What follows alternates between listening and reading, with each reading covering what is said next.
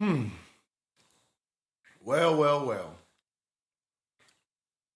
I guess we all gotta. I see there's been a miscommunication that's been going on around here. I know some of y'all went to church. Y'all gonna have to go back after this, okay? And I'm about to do some sinning. This gum right here. Come on home. All right. Look, I was gonna. How y'all doing, chat? Right? Listen, there's a lot of shit that's been going on. I'm mad about Marcus being on the team. Not that he's not a good player. Don't get me wrong. But this is not 2001. Okay? I mean 21. This is not 2021, okay? This is 2025, y'all. All right? I didn't know they were just putting motherfuckers on the team. I would have tried out.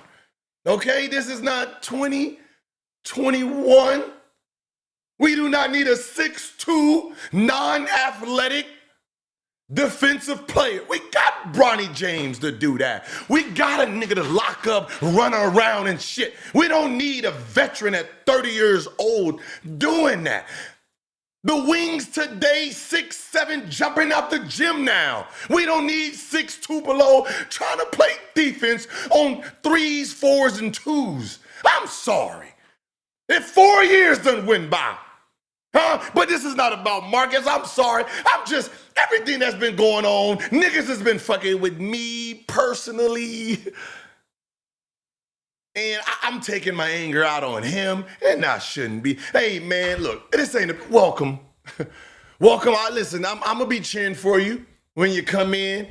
All right, you make a three, then you hit the side of the backboard, another one, you take a little charge, you turn the ball over. I know what you're gonna bring. I'm gonna be cheering and booing at the same time. Welcome to LA. This ain't about you. We already got some problems here going on right now with these COVID fans, these COVID Kobe fans, and the real Kobe fans. There's this miscommunication that's been going on, man. And I gotta ask the question.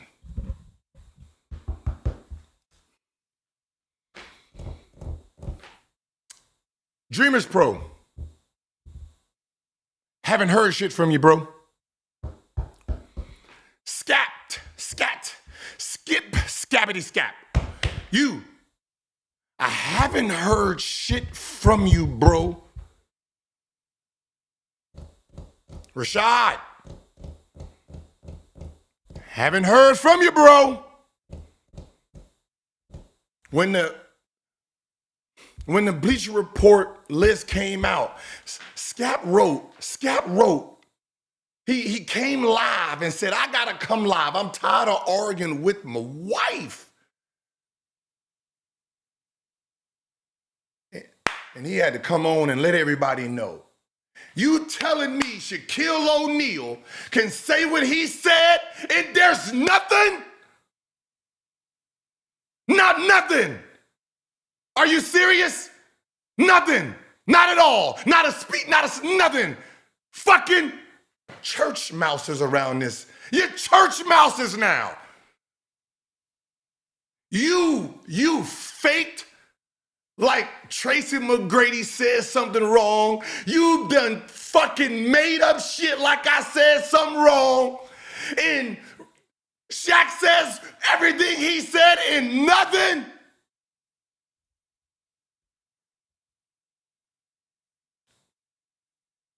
Okay. All right. Okay. Nobody want to stand on 10 toes no more, huh? I thought it was toes. I thought y'all was here protecting the legacy. Okay. All right, so let's rewind back. I'm going to rewind. I need to remind, so we can see. Your niggas ain't saying nothing right now. You're quiet. You're fucking quiet right now. So look, I'm going to pull up a video, and then I want you to listen to it, and then you tell me why this man got fucking slammed through the media.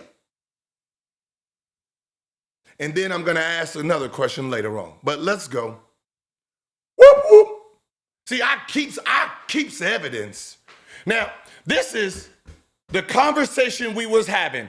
And I said, this had nothing to do with Kobe Bryant, but no, you insecure motherfucking Kobe fans wanted to just slay people for no reason. Let's hear the conversation, shall we?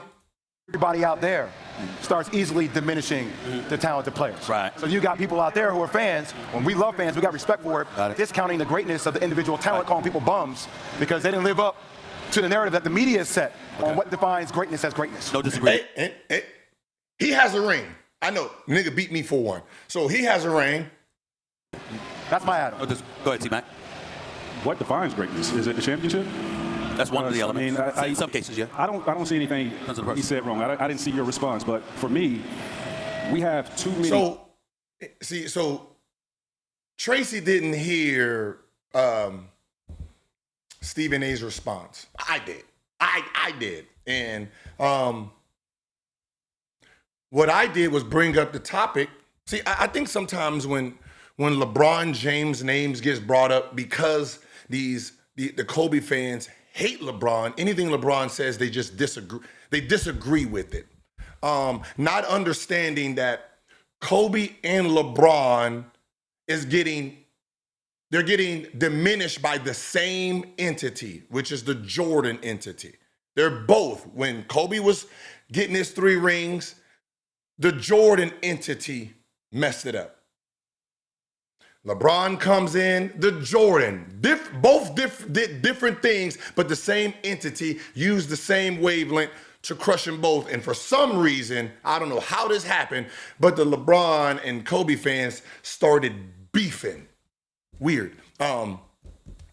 So I heard him say something, and then I knew T-Mac was coming up here, and I remember what he said back then. I remember the votes back then where these guys voted the way they did. So I decided, while they were both up there, to go ahead and see what I was gonna get. That's how this happened. I wanted to remind him that if rings matter today because of LeBron James is saying it, and y'all don't like LeBron James, and now rings matter. Hey, y'all remember back in 2002 when Kobe had 3? Y'all was basically saying those didn't matter. So how is rings mattering now because LeBron's saying it? But when Kobe was saying rings, what's up with my rings? And y'all use those rings against him. So that's what I was doing. So T-Mac is basically just talking about how can they matter. You'll get it. Talented players that come through this league that are championship worthy. What I mean by that, if you take them off a team that is a championship quality team, replace me with Kobe with Shaq. I don't win a championship. You don't think I could carry the Lakers? He's just saying the team, take a person off a championship team, put somebody else there, and see if they can win. That's all he was saying. Like, I've never had the opportunity. Correct. I felt like if I was put in that position to win a championship, he didn't say he was better. He didn't say he can replace Kobe Bryant's legacy. All he said was he was never put on a situation, team, organization, all looking to win at the same time. He's saying when Shaq and that team was ready to win championship, if you replace me there, I can win one. That ring there, does that change my legacy? Do you look at me different? If I'm a killer, I'm a killer. A ring doesn't change the narrative of who I am. That's what he was saying. He was not attacking Kobe's legacy, but you insecure motherfuckers attacked him. Okay, cool. I'm sure would show up and do what I do in the playoffs to elevate my team to that level. I just never had the chance. So do I get diminished because I never won a championship? Right. Me. Yeah, that's what they're saying. That's what they're saying. Right. Is it my fault? Right. I was never put in that position, Steve. And they added another I'm saying yes. That's what they are saying. Not me. They. Right. Over there. So T-Mac, then you have players that start saying, okay, no, now I got to be a de facto GM. Now I have to be a and that creates the ring now I got to chase. Because now players are going everywhere because they need to get the rings. No. I get. See, y'all missed this whole conversation because y'all was so stuck on the T-Mac. See, so now you end up getting here, LeBron James and the KD situation. Because you're using the rings and their organization themselves don't want to be winners, the players now want to leave to go win because the narrative of the ring is what's making them chase it. My fault. Right? I was never put in that position. And they add another layer onto it, T-Mac. Then you have players that start saying, okay, no, now I got to be a de facto GM. Now I have to be a de facto and that creates GM. the ring chase. Now I got to find. Because now players are going everywhere because they need to get the rings. No. Now, I get, when it comes to LeBron and he gets traded or goes to Miami. LeBron wasn't talking about LeBron, though, T-Mac. No, but I'm talking about the players. One, not two, not three, not four, not five. Now, he put some of that on himself with that. Now, I agree with that. But took away one of the nuggets, but go ahead. No. So,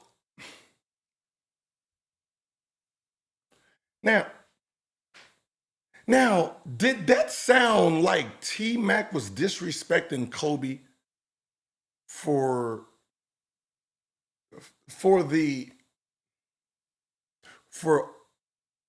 all the hate he got? Y'all listen to it in real time. Did he say anything that diminished Kobe Bryant's legacy?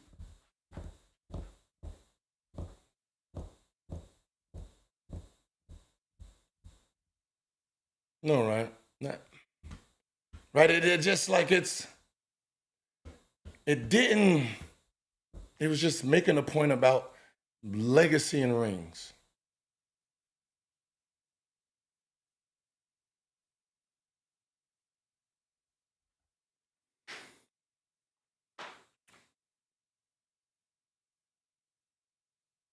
Now, Anthony, I wonder if I look through your Instagram, did you say anything? Because my question is this.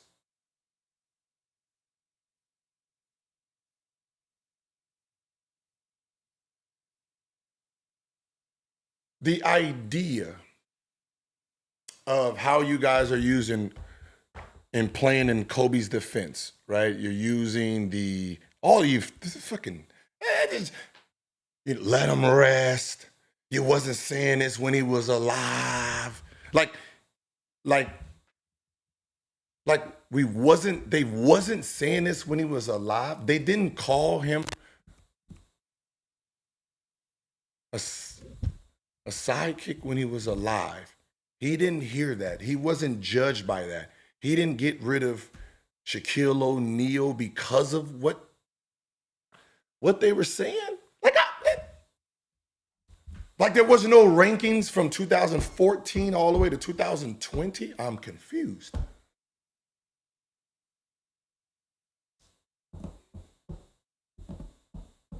We wasn't. And see, this is why the problem with the internet is you can't erase information. That's where I come in at. You can't erase information. You can't erase. So if they wasn't saying this while he was alive, then I said, man, listen. Then you would never have videos. You would never have these videos, these nuggets. That is the biggest crock of you should have been in the off season. Me off at the same time. Didn't hear anybody not right, and that is a sidekick can't win because Kobe's a sidekick can't win. See, he's alive. He's telling this story. He's telling you what was said. Let's try it again. He's telling you what was said. They wasn't calling him 1B. They wasn't calling him fucking Batman. Yeah, a little competitive. Just a little. But I mean, that was the narrative, though. The narrative was, Kobe's a sidekick, can't win without Shaq. He didn't say Gilbert said that shit. He said they, the same they that I said. See, because I watch everything he does, I said the exact same thing y'all killed me for. Y'all not gonna kill him for it, I'm sure. For calling himself a sidekick, because he didn't call himself Batman, nor did he say Wnba. He said exactly what they called him, just like I said, y'all called him this, y'all called him that, right? But And I didn't hear anybody, not Phil, not Shaq, come out and say, well, that's not true. He could. I didn't hear that. Everybody was quiet. I was like, okay. Oh. Okay. Everybody was quiet, just like they're quiet right now when Shaq makes the statement he made publicly. This is the challenge? This is what we're talking about right now? All right. And so then when I decided to go and do my own thing, a lot of people in the media were like, well, that's very selfish of you. Yeah, no. But as we sit here today, everybody's using the argument against me and saying, well, you won your first 3 with Shaq. Had I not won that 2 without him, what would you be saying now? Exactly. Right? So I was like, no, this is a What would they have been saying now? So that means whatever happened in his first 3 rings, he wasn't getting the credit that he deserved, nor that he thought he deserved. Hence, why he had a problem being labeled a sidekick, why he did not want to be Wnba. See, when I'm giving you information from our past and you guys are shooting the messenger, that becomes the issue. See, you call it hate, it's called information on why things happen the way they happen. See, you're so insecure that you don't want to hear, but then you want to complain. So when I said in 2002, they was comparing him, not my words, as a sidekick to Scottie Pippen. What the problem was is when he was going up and said, yeah, I got 3 rings, baby. Where's this Jordan talk? Not from the fans, not from the players, from the media, the ones who vote. They were saying, ooh, yeah, that MJ, guess what? Because you got to remember, he has 3 by the age of fucking 22. So the media's imagining, oh, goddamn, if he's only 22 and he got 3 rings and then he still has Shaq, he might fucking win 5 in the next 2 years. He just won 3 in a row.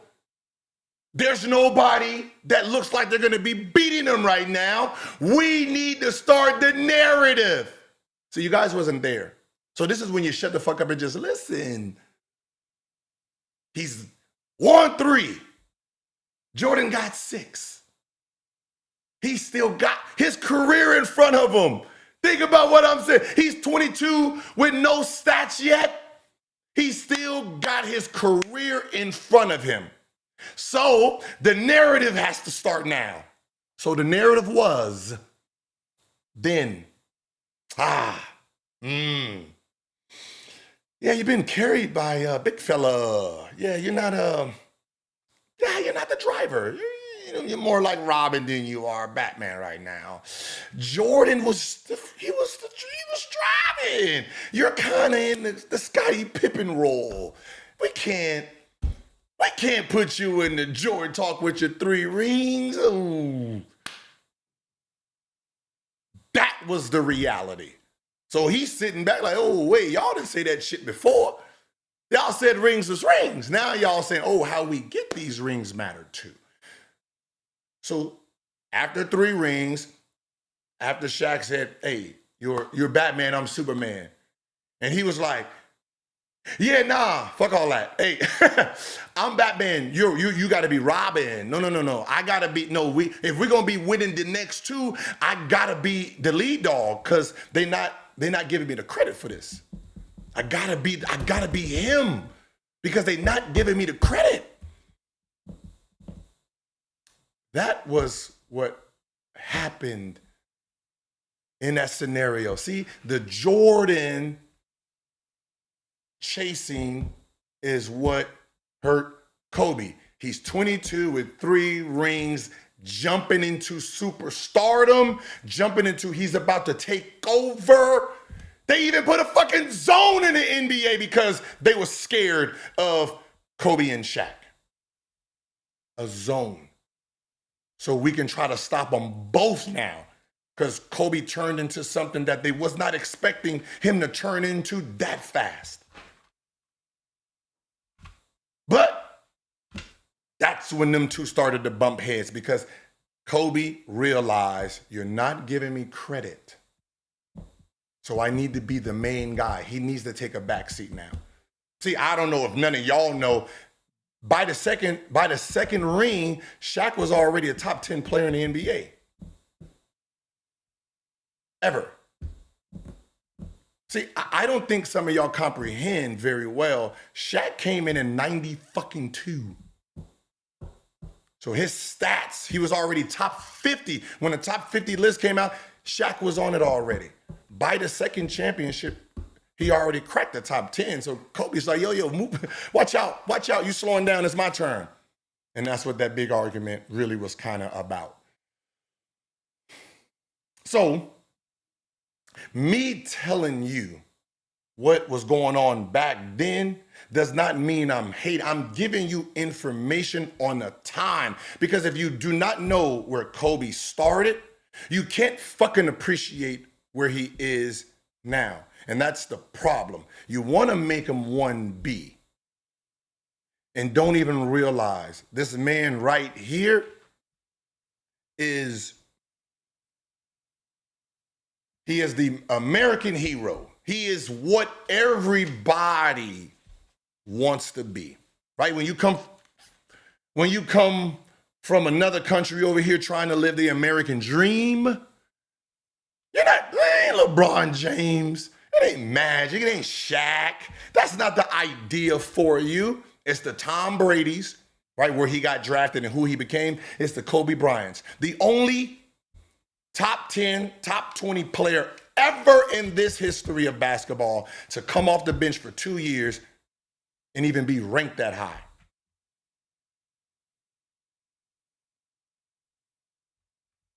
Everybody else was given the keys.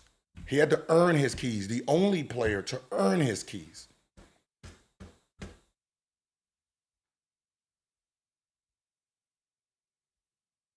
Hold on.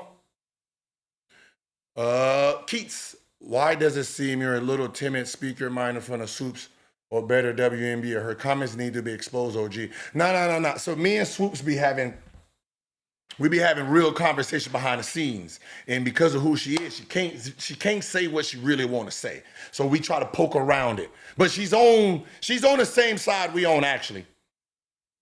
Now, you heard what T-Mac said. Really nothing.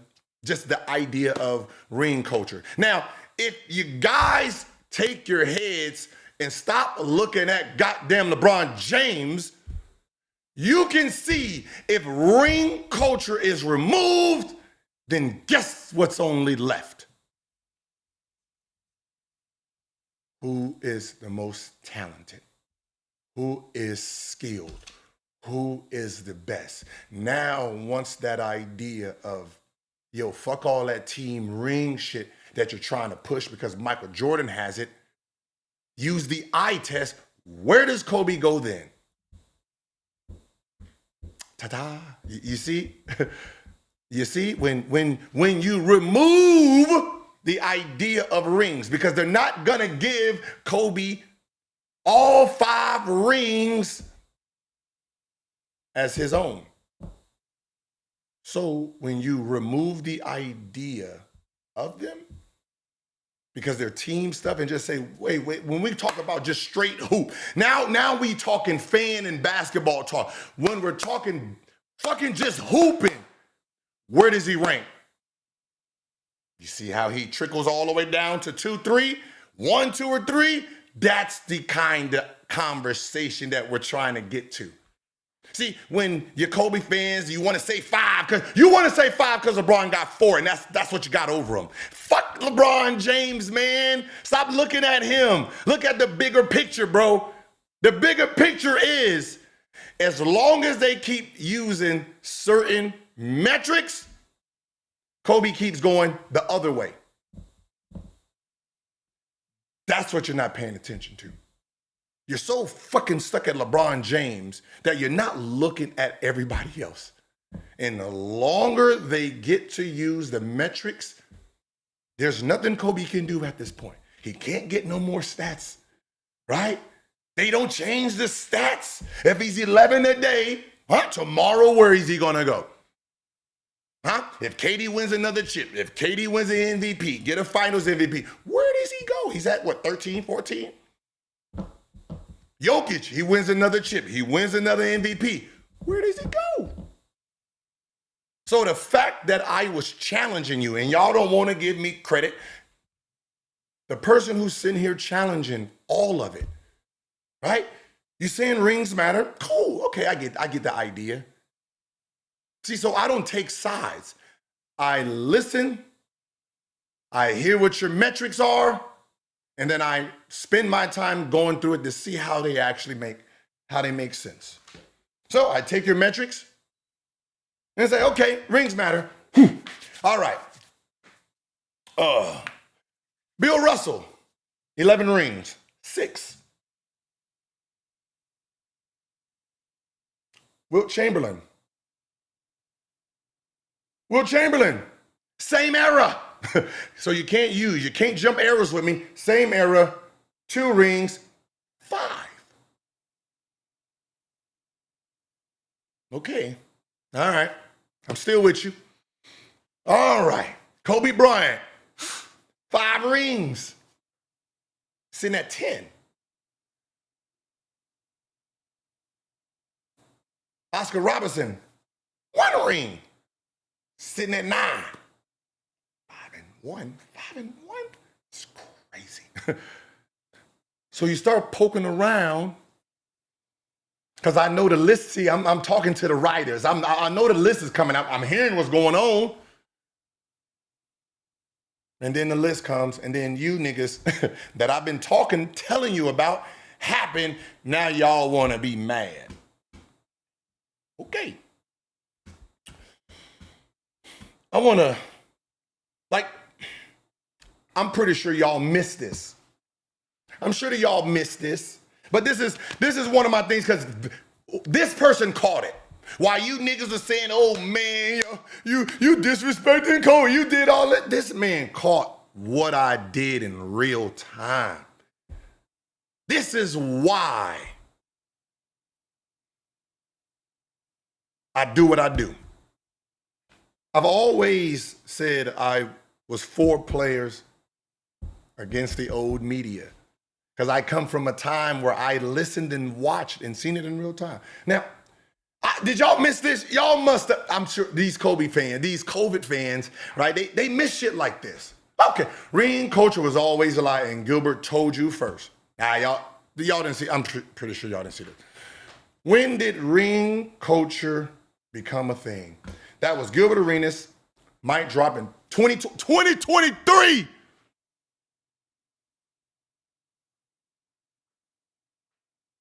Historical mic drop, just book 2023 is when I got my podcast. I was saying that shit. And now, 2 years later, Bleacher Report just handed him the ultimate vindication.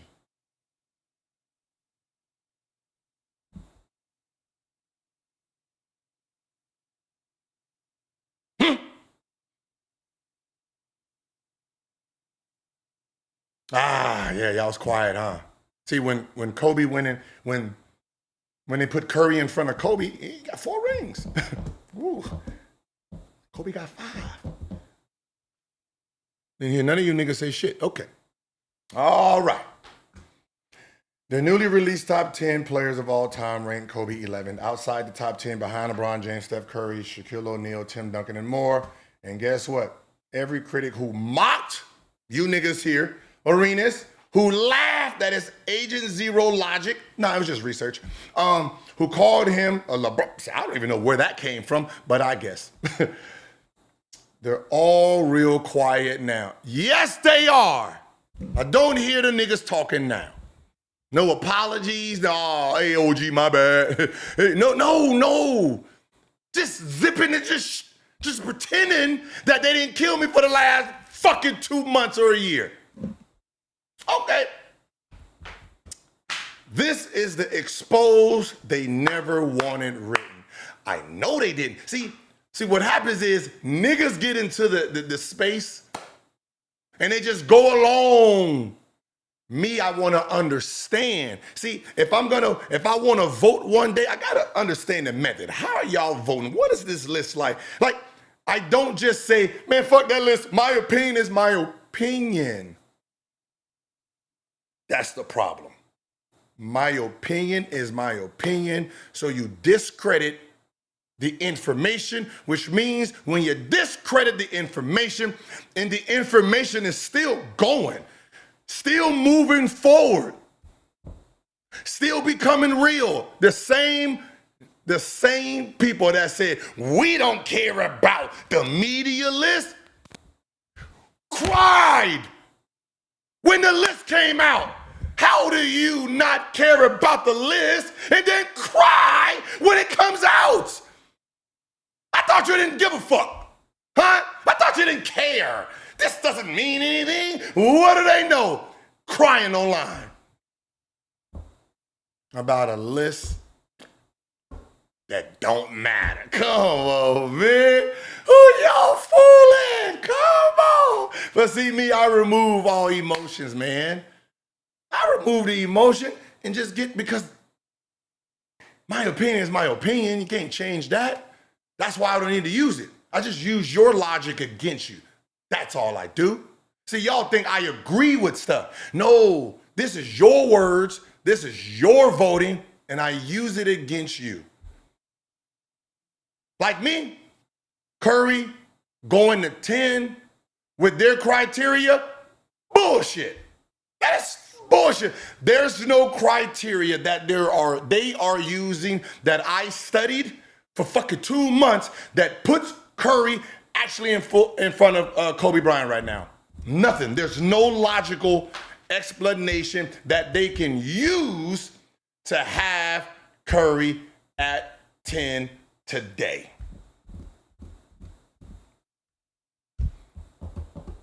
They just made that shit up. Obviously, because I did all the research, so I knew really Curry was probably 3 or 4 years away. He still needed more. Now let's keep reading. Never in double standard of ring culture. LeBron James has long challenged the media obsession with rings as a sole measure of greatness. He's been dragged forward, called soft, accused of narrative control. But when Gilbert Arenas echoed the same sentiments and used Kobe Bryant as the case study. See? You see, I'm gonna drink water. You see people smart, right? Used Kobe as the case study.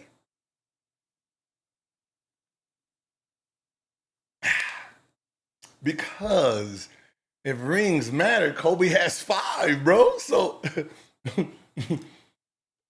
you can't use the same trick you're using on LeBron that you used on Kobe. So you have to use different logic. And because I remember the logic against him, I see the contradiction today.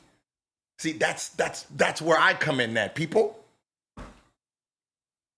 You can't use the same. That's where the double standard is. Okay. The pushback was, y'all pushed back, didn't you? And let's see what I said. Gilbert Arenas, Gil said it plainly. In 2002, Kobe had 3 rings. Had 3 rings. 3. But the media, you see how I said the media? I said the media. The media still treated him like a sidekick, like the next Pippen. They were comparing him to Tracy McGrady, who had 0. Shit, if somebody was gonna be offended, it should kind of be Tracy. Huh? It should be him. I'm like, yeah, y'all compared him. Okay. Tracy McGrady has 0. So don't talk to me about rings matter. Y'all never treated them like they did. Does that sound like hate towards Kobe Bryant? I'm confused if you niggas can read or understand.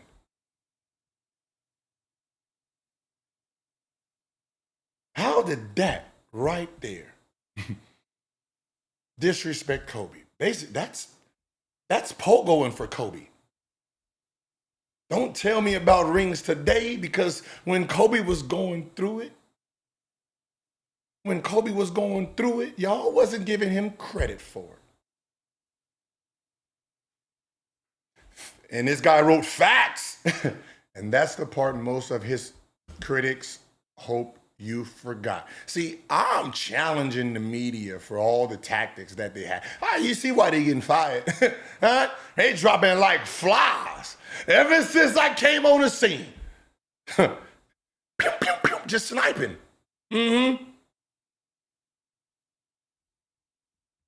Because the truth is, they built ring culture. Media built ring culture. And now they're abandoning it the moment it holds their icons accountable. The media treated Kobe's first 3 rings like accessories. Let's go back to early 2000. Kobe Bryant, 3-time NBA champ at the age of 23. Sounds like he should have been vaulted to the top of every GOAT conversation. Right? Wrong. Oh, see, he remembers too. He was branded as a sidekick. God damn. See, when I said it, when Kobe said it, oh no, shit, they didn't even, because they don't pay attention to Kobe to know he mentioned that. When I said it, I was killed for it. Like, I just made this shit up. That's the funny part. Like, I made it up. Here we go again. He was branded as a sidekick, a Robin. Hell, Skip Bayless said on national television in 2001 that Kobe was more expendable than Shaq. That's what you guys don't realize. This shit is on TV, broadcasting. You can go to 98 playoffs, Lakers versus Houston. That means he's playing Scottie Pippen. You can hear it all through the goddamn, just turn the goddamn game on. That's all you gotta do. Don't be lazy. I'm not. I listen to games. I watch the games. I want to hear what the fuck they saying. I want to hear what they saying. I want to hear the words that are coming out of their mouths. I'm going to print work. See what a motherfucker wrote back then. Give me all his articles. Huh? Remember, they started in print first. Yeah, give me they print shit. I want to see it. Okay, now fast forward to 2025, the same media that dismissed Kobe's rings for decades. The same media that dismissed them. Not me. I didn't create sidekick rings or nothing. I did. The same media, the same people today,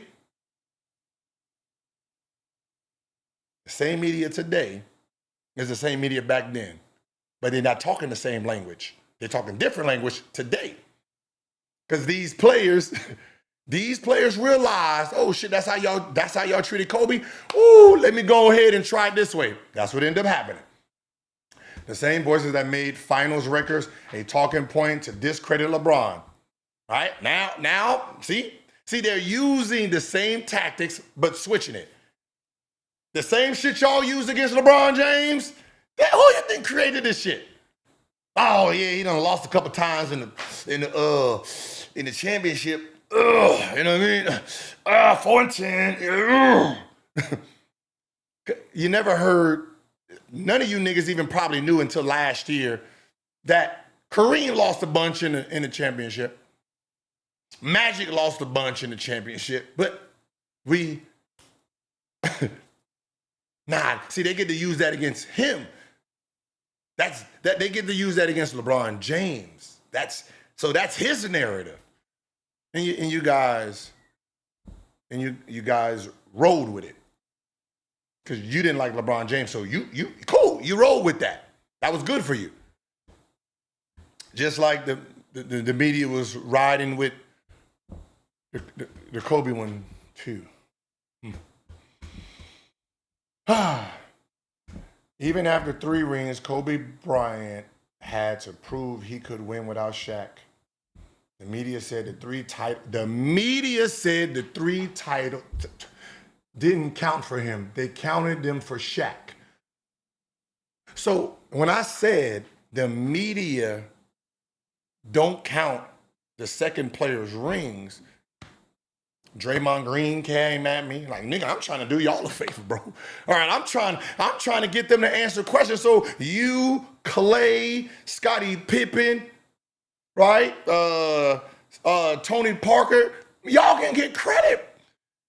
Y'all like I'm trying to open. It's me as a player versus the old media. I don't know what the fuck y'all hear me saying. I don't know what y'all hear me saying. But y'all are straight missing the fucking points. I can see that clearly. So yeah, so they're not using his same shit. They didn't give him credit for it. So in reality, when they have him 11, y'all see 5 rings. The media counting 2 necessarily.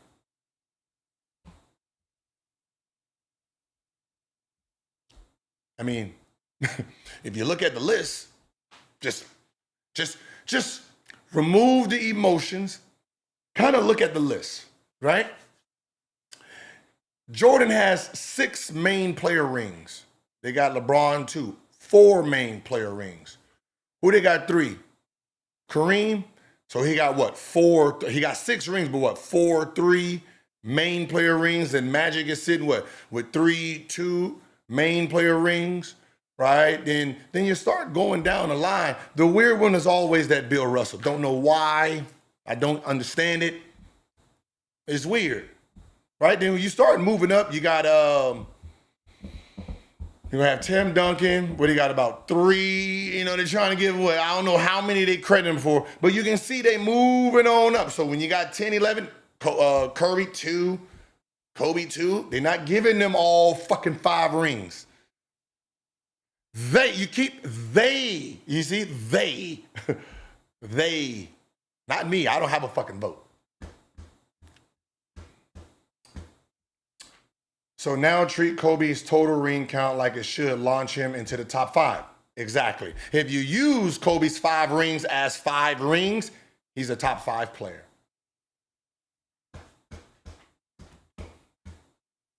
So they pick and choose on who they're going to screw in the moment. So Bleacher Report pulls the curtain. When Bleacher Report dropped their new 100 top list and slotted Kobe Bryant 11 behind Curry and LeBron, it was like the final chapter of long overdue reckoning. The rationale, Kobe wasn't the best player. Oh, so this is what they wrote? Kobe wasn't the best player in the league for long stretches. He never led in per box. Yeah, bullshit. During the 3-peat, Shaq had led every postseason, every category, post, rebound, block. Cool. Kobe only has 1 MVP compared to LeBron's 4 and Curry's 2. His efficiency numbers had lagged behind modern perimeter players. In other words, individual greatness. So basically, the same shit I was saying. Your individual greatness is what actually seems like it's mattering on this list when I did my research. It seemed like it didn't have nothing to do with the actual rings. They just seem to be using it to people who they don't like. But when it comes to, when you erase all rings and just look at the accolades, it seems like it goes in the order. And that's why I said MVP, scoring title, first team, second team, all NBA. Seems like that was the order. Defense, it's like they didn't give a fuck about defense, because you can be all team defense and not even be top fucking 25 or 50 in the NBA. So they didn't value defense in their voting like you use it. Like when you say, oh, Kobe has 10, 12 all defensive teams, it doesn't actually hurt Curry for not having any. I don't know. Okay, which is exactly what Gilbert said in 2023. And where are all the haters now? I see some of them still here, but it's crickets. It's cricket. Yeah, I don't know. We don't hear them now. What I said in 2023 and been saying for the last 2 years, where's the Rob Parkers? Where you niggas at? Where you niggas at? I don't hear you. Oh, y'all was part of the voting. Y'all was the voters. Oh, man. Oh, you guys were voting. Oh, that's cute. Oh, now let's see what he said. Gilbert versus the gatekeepers. Wow. Gilbert versus the gatekeepers. So he sees, been listening, hearing, researching. I'm challenging them. trying to clear up, get rid of, break down the walls so the players can get their just due for their greatness and stop hiding behind these weird tactics that you use in your flip-flop. That's why I've always said, give me your criteria. You give me your criteria, you give me your top 10, and then I'm going to see if you are genuine in what you like. That's it. You give me your criteria. Because most of y'all, your criteria only works for the player you like and the player you dislike. That's how most people use their criteria. So you're gonna be like, who do I dislike? What does my player have over the guy I don't like? And then you're gonna create a criteria around that, which is gonna mess up the rest of your list. And then that's where I come in at, and I just dissect it and say, you bullshit. You can't be trusted. K-Ron, let's see what K-Ron got to say. I've been saying this for years, for the last 10, 12 years. The media trying to destroy LeBron and Kobe's rings to protect Jordan's legacy, especially LeBron. Yeah, see, now it's LeBron's. You're right. Today is LeBron. Kobe's has already had happened. That's why when you niggas are, hey man, why y'all trying to destroy Kobe's legacy? Nigga, they did it 23 years ago. We can't rewind so he can say, hey, wait, let me, hold on, hey, big fella, go ahead and move the fuck around. No, they did it 23 years ago. See, this is the problem. Kobe fans, you weird ones, I want you to just paint a picture. The way it is today, when they write 2 years from now, Bleacher Report, ESPN, their top 100 list, do you think that some magical stat is going to happen that's going to move Kobe to top 5 from how they're voting? Is that what is going in your head? Huh, you COVID Kobe fans. You think some magical, some shit that's holding in these votes is they gonna be like, oh my God, I've been voting him 11 for 30 years and now I'm just gonna go put him 5. Is that what you guys, but unless the criteria is torn down and is rebuilt and reevaluated, then it just gets worse. And that's the problem. Every time somebody tries to challenge the order, you niggas come out of the Woolworth focusing on the wrong shit. That's the fucking problem.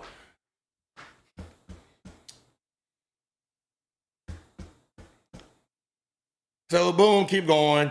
Now Bleacher Arenas exposed. Look at that. This right here. Oh man, this is the best part of it. Gilbert exposed. I exposed it. Now, Bleacher Report just confirmed he wasn't wrong. I know I wasn't wrong. I know my research wasn't wrong. Huh? You think I use fucking opinion? I research. I write everything down. I put it on paper. Like, even I'm going through YouTube stuff. Look, I'm even going down niggas' YouTube shits. I go down to you, I write everything down. I watch everything. Come on, nigga, I got 6 TVs in the back. I'm watching everything, writing it down in real time. I'll sit fucking for hours looking, hearing words, listening to shit people say.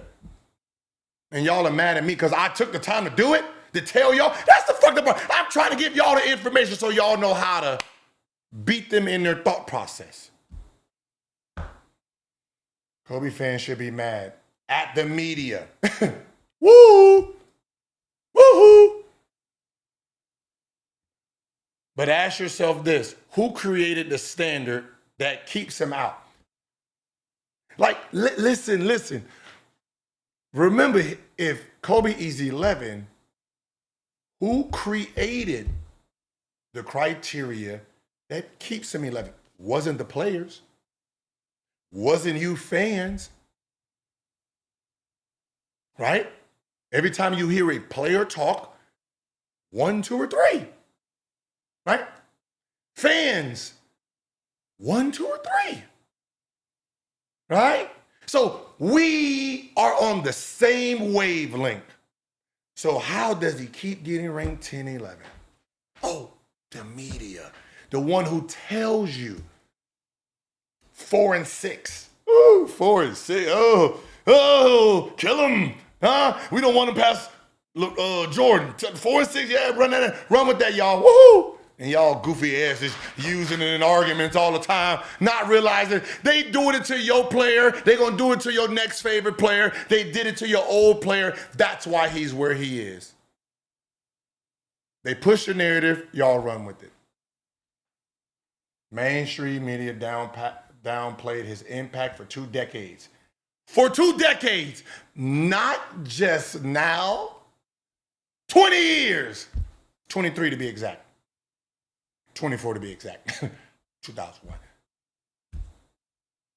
For 2 decades, he was talking head, gave him 0 finals MVP in his first 3 titles, who refused to call him the best player in the league, even when he was averaging 35. So when y'all say, what, Kobe didn't win the MVP? Same niggas who do the list. Same person who did the list. Y'all haven't figured it out. The same ones that feed y'all free throw merchant. Ooh, Euros is taking over. Yeah. Damn, same. Ain't shit changed. And who's the only person that says the same shit? Huh? Fuck the Euros. Huh? That's me. Y'all hate me for saying that. Huh? Y'all hate me for saying it. No, I don't want to see no American versus no Euro game. No, we're not gonna just take away real all-stars for some bench niggas just to feed y'all egos. Nigga, fuck no. Because what happens? Think about it. Legacies are ruined. If there's an American versus Euros game, that means there has to be 12 players here. That means there's 12 possible real all-stars that don't get the credit. So when they're starting to do top 100, these niggas got 5 when they should have had 12 because y'all wanted experiments on some Euro shit.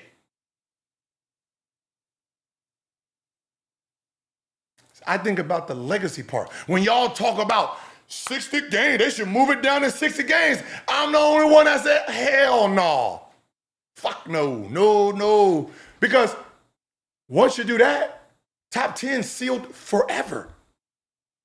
You bump it down to 60 games, the top 10, top fucking 15 is sealed forever. I did a math. It's not quite to the point. I'm probably about 100 points off, about 100. If they bump it down to 60-some games, what Jordan did in his 15 years, you can take off the Washington Wizard years if you want to, don't matter. A player today will have to, for 13 years straight, play every game, can't miss one in 15 years. So in 15 years, no, it's 13. For 13 years, he has to play every game. He has to play every minute. And he has to average 45 fucking points just to tie Michael Jordan. You see how impossible that is? Kind of hard. So they're the ones who set the rules. Now those rules are being applied, and the outcome is exactly what Gilbert warned us about. I'm the nigga that's like, hey man, hey, I'm the snitch. Hey, I see y'all down at the club. Look, I just overheard 10 niggas coming down, shoot that bitch up. Get out. And y'all niggas like, oh, that nigga just hating because he couldn't get in. He couldn't get in. He couldn't get in. He outside. And then boom. Yep. Whole bunch of RIP shirts. Yep, that's what it is. Because you goofy niggas don't want to pay attention. Sidekick rings and legacy math. Here's a hard truth. Not all championships are created equal. If they were, Robert Horry would be in the top 25 of all time. What Gilbert made clear and what Bleacher Report validated is that we must weigh who drove the titles. Shaq was the engine, 2002. Kobe was great, but he wasn't the MVP of the team. And that's all that matters when ranking legacy. That's not disrespectful. It's accountability. Gilbert wasn't slighting Kobe. He was challenging the logic used to evaluate some players while discrediting others. It was simple. I thought it was simple. That's what real analytics look like. I appreciate you. Huh? It took me a minute, but I appreciate it, brother. From another mother.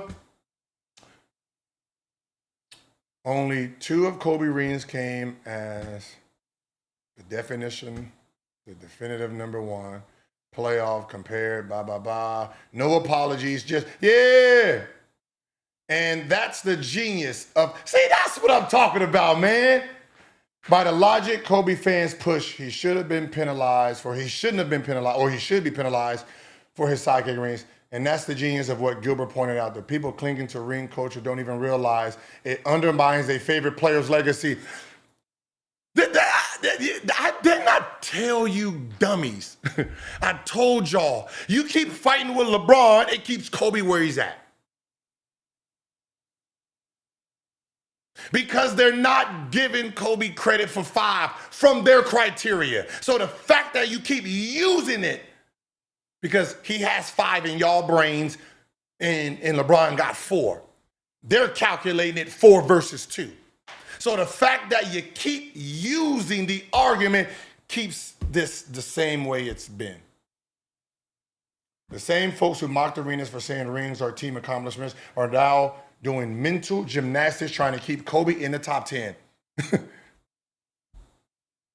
They say the ranking are flawed. They say it's by. Have you noticed? I've been trying to tell y'all the ones who keep crying at the end of the day. It's like when you tell, ladies, y'all know this, when you tell you tell your girl, that nigga ain't shit, the nigga cheating on you, the nigga doing this. You know, but I love him though. But I love him, huh? I know he punched my iron, but I love him, you know? He said he loved me, huh? Yeah. 2 weeks later, same motherfucker crying. I can't believe he did this shit again. I done called this nigga for the 15th time. That's you niggas, man. Y'all are deaf, then complain. No, I don't want to hear shit. Then the official list come out. See, why they disrespected me? That's you. Crying for 3 weeks now. Had a whole NBA nigga crying up there. They disrespected. Nigga, you don't. Nigga.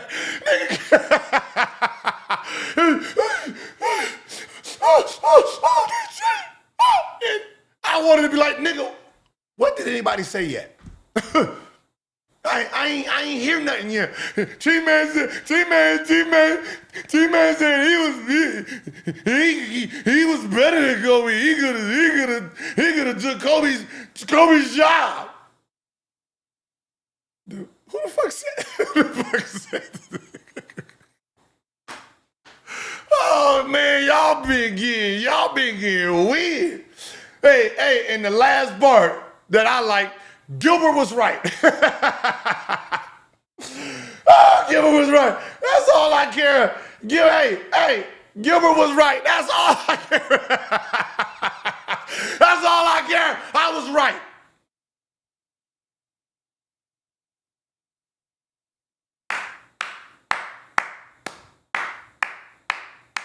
And they took Bleacher Report to cheat on you niggas again, huh? To cheat on you again to realize I was right.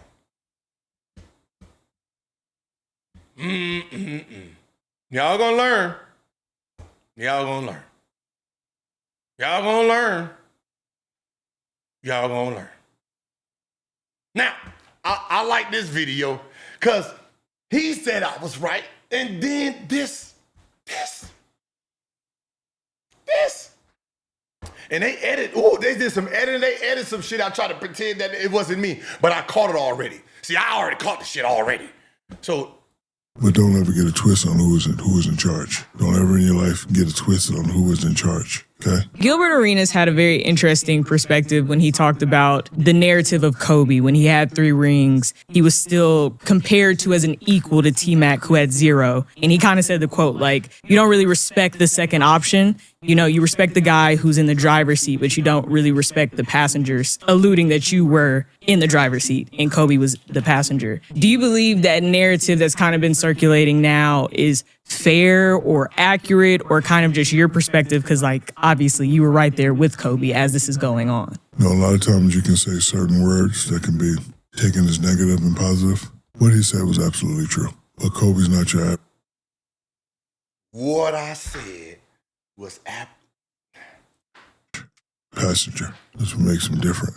I can say this now, it doesn't really matter whose team it was, but don't ever get a twist on who is in charge. Don't ever in your life get it twisted on who is in charge, okay? But now that we got that out of the way, what he said was correct, but people respect Kobe. You can have... Now, yeah, see, I used that because you had to know that it was me they was talking about. So we're going to go to the full one. Boom. Because they did some editing, but you know me, I'm quick with my shit. The narrative of Kobe, when he had 3 rings, he was still compared to as an equal to T-Mac, who had 0. And he kind of said the quote, like, you don't really respect the second option. You know, you respect the guy who's in the driver's seat, but you don't really respect the passengers, alluding that you were in the driver's seat and Kobe was the passenger. Do you believe that narrative that's kind of been circulating now is fair or accurate, or kind of just your perspective? Because, like, obviously you were right there with Kobe as this is going on. You know, a lot of times you can say certain words that can be taken as negative and positive. What he said was absolutely true. Yeah, see, I think that's what be fucking y'all up. See, when people be doing their shorts and they be editing shit out, they be editing shit out and trying to make it seem like, yeah. No? See, y'all mad at words. See, a lot of y'all, Wnba sounds amazing. You say sidekick or number 2, y'all have a problem with it. Right there with Kobe as this is going on. You know, a lot of times you can say certain words that can be taken as negative and positive. What he said was absolutely true. Mm-hmm. But Kobe's not your average passenger. Mm. That's what makes him different. And you know, not your average passenger, but he's a passenger from what he's saying. I'm not saying get mad yet. I'm just saying, just point it out. I didn't say it. He said, just so we know who said it. He said he's not your average passenger, but so he's not in the back seat. He in the front seat with his seatbelt on. That's all I'm saying. Absolutely true. It's just. But Kobe's not your average passenger. Mm-hmm. That's what makes him different. Mm-hmm. So he's not like I'm just going on I'm my opinion now. From what Shaq is saying, he's not in the Uber as a passenger, right? He's probably in the Saudis somewhere in the Lamborghini, right? Or Bugatti as the passenger. See, I don't know, but I'm just guessing. This is me personally guessing. My opinion. He's not in the Honda as a Western. He's in high class. He's very different. He wasn't, with the other passengers. Right? He ain't on the bus with everybody else. He driving alone. Like, nigga, I need my own car. Is what he's saying. That I'm guessing. And But he did not say he had a steering wheel too. Driver's ed. He not saying he got a steering wheel and he can stop the car anytime he want. But so don't get not mad yet. I think there's some other stuff y'all should be. Now it doesn't really matter whose team it was, but don't ever get a twist on who's in charge. Took his glasses off. And I can say this now. It doesn't really matter whose team it was, but don't ever get a twist on who's in charge. Don't ever in your life get it twisted on who is in charge. Okay, but now that we got that out of the way. what he said was correct. I know they was like, whoa, shit. We was just asking a question, big fella. But people respect Kobe. Like it's like you can have conversations, arguments, and you can have silly conversations. That's a silly conversation. Like the man is vital to my 3 championships. Vital. I didn't do them by myself. Vital. At some parts of the series, more vital than me. I did what I had to do, but if he don't do what he ever do, would we have 3? Never know. Right? I'm arrogant enough to say I can get 1 by myself. 3 by myself? No way. Now, unbiasedly, I see when people, like when they do it, go at Shaq, they always say, you didn't win before Kobe got there.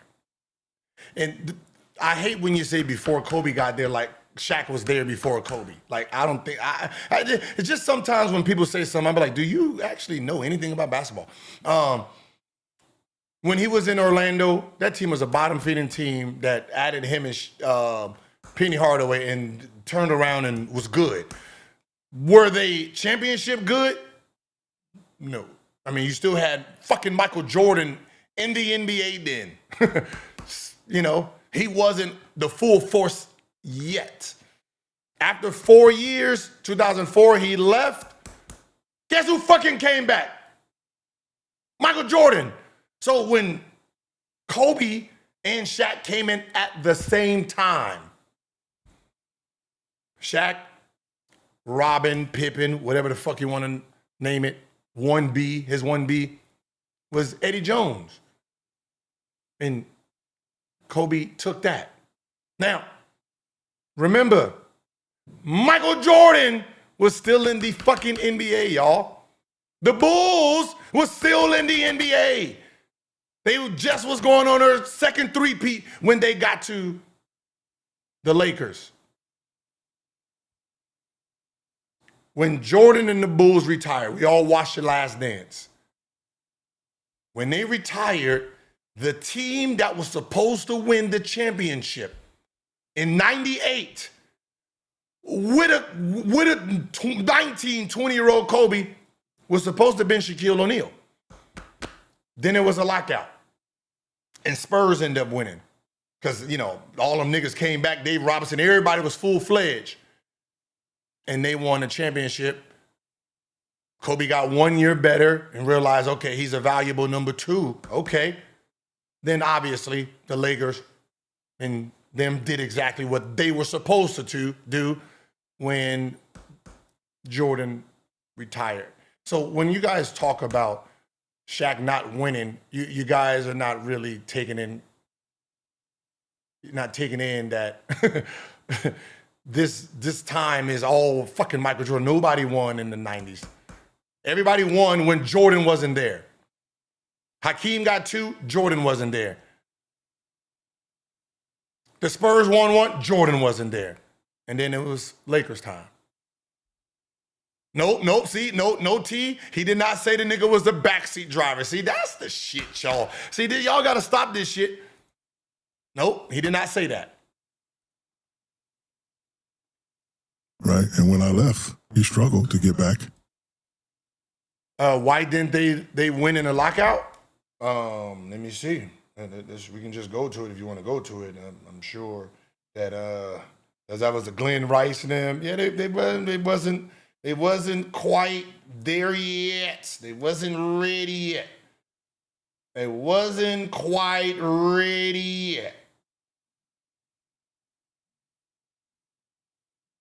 It wasn't. That was the 98, 99. And that's when they got swept by Spurs. So Spurs swept them to win the championship. But, then they went on and won. So if he said, yeah, he could have won 1 without. Most likely is the first one. Yeah, that seemed logical. Is that, And then what they did, they brought in 2 7-footers to equal what I was doing, which helped them get 2 more. So, no way, right? Kobe fans, listen up. I'm arrogant enough to say I can get 1 by myself. 3 by myself? No way. Right? And when I left, he struggled to get back. And then what they did, they brought in 2 7-footers to equal what I was doing, which helped him get 2 more. I'm just hoping. I'm just hoping that y'all misconstrue this shit, right? Misconstrue this like y'all did T-Max. I hope y'all cut this up and misconstrue this. So what Gilbert said was correct, but I think it was taken negatively. A lot of jocks. Ooh, that nigga calling y'all jocks. For this to equal what I was doing, which helped him get 2 more. So what Gilbert said was correct, but I think it was taken negatively. And a lot of jocks. Oh yeah, you got 3, but you got 3 because of Shaq. And I hear the same thing. Oh yeah, you got 3 because of Kobe. Like I see posts all the time. Oh, y'all say Shaq carried Kobe, and they put Kobe stats in when he averaged more than me. He carried each other. Ooh, he said, damn, they sounded like, hey, that's what you niggas be doing, huh? Hey, Scap-a-tap, hey, Skibbity-Scap. I think he's talking to you, Skibbity-Scap. I think he's talking to you, where y'all find these moments where Kobe averaged more to try to discredit it. That's what y'all, he's talking to you, goofies. I hope you stand up for yourself. Because I know you seen it. I know you seen it. I've never seen a fighter in a long time just knock out a person with 1 hand. And I've seen them all. I've seen them set you up, and then boom. And then sometime they set you up, and then boom. That was us. 1 game, I'm going to do this. 1 game, he going to do that. 1 game, we both going to do it. When it come time that we need it, I'm going to do it, and he going to do it. And what Team Max said was correct, too. Ooh!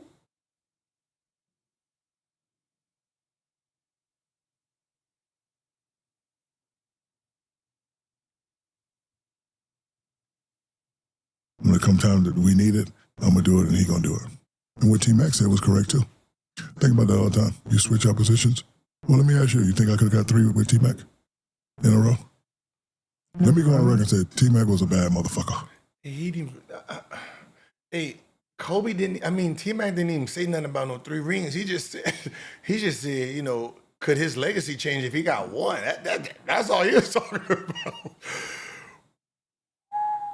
Yeah, that nigga but see, you gotta understand when you T-Mac out there by himself, you don't really have room to operate. Okay, now I don't. Okay, I'm gonna just let y'all hear it, and then I'm gonna give what I heard. You gotta understand when you T-Mac out there by himself, you don't really have room to operate. Our guy had room to operate because I got 3 people on me. Right? I got 3 people on me. Yeah. T-Mac, double, quadruple, triple team. And you know, Kenny Smith said this all the time. Kobe didn't get double and triple team a lot. He was free to roam around and do all that stuff. So what T-Mac said, I believe to be true because T-Mac was a bad boy.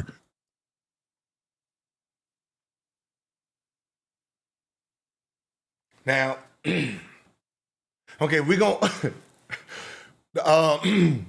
so let's start off by saying, hey, you know, this is the same Shaq that's, you know how y'all use it when people say like Wnba, and then this is the same Shaq that said, I'm Superman, he's Batman, you know? So y'all cannot now say, fuck him. No, you remember, because you've been using Batman and Superman. Y'all been using that for years. Now, I want to, Scap can't kill me. There's facts. It's just, it's fact. You can't kill people with, that's the fact. The layout of the fact is the fact. You can't change the fact. You said he wasn't, no one called him a sidekick. Obviously, Kobe did a video saying that's what they called him. So Scap was wrong. They did call him a sidekick.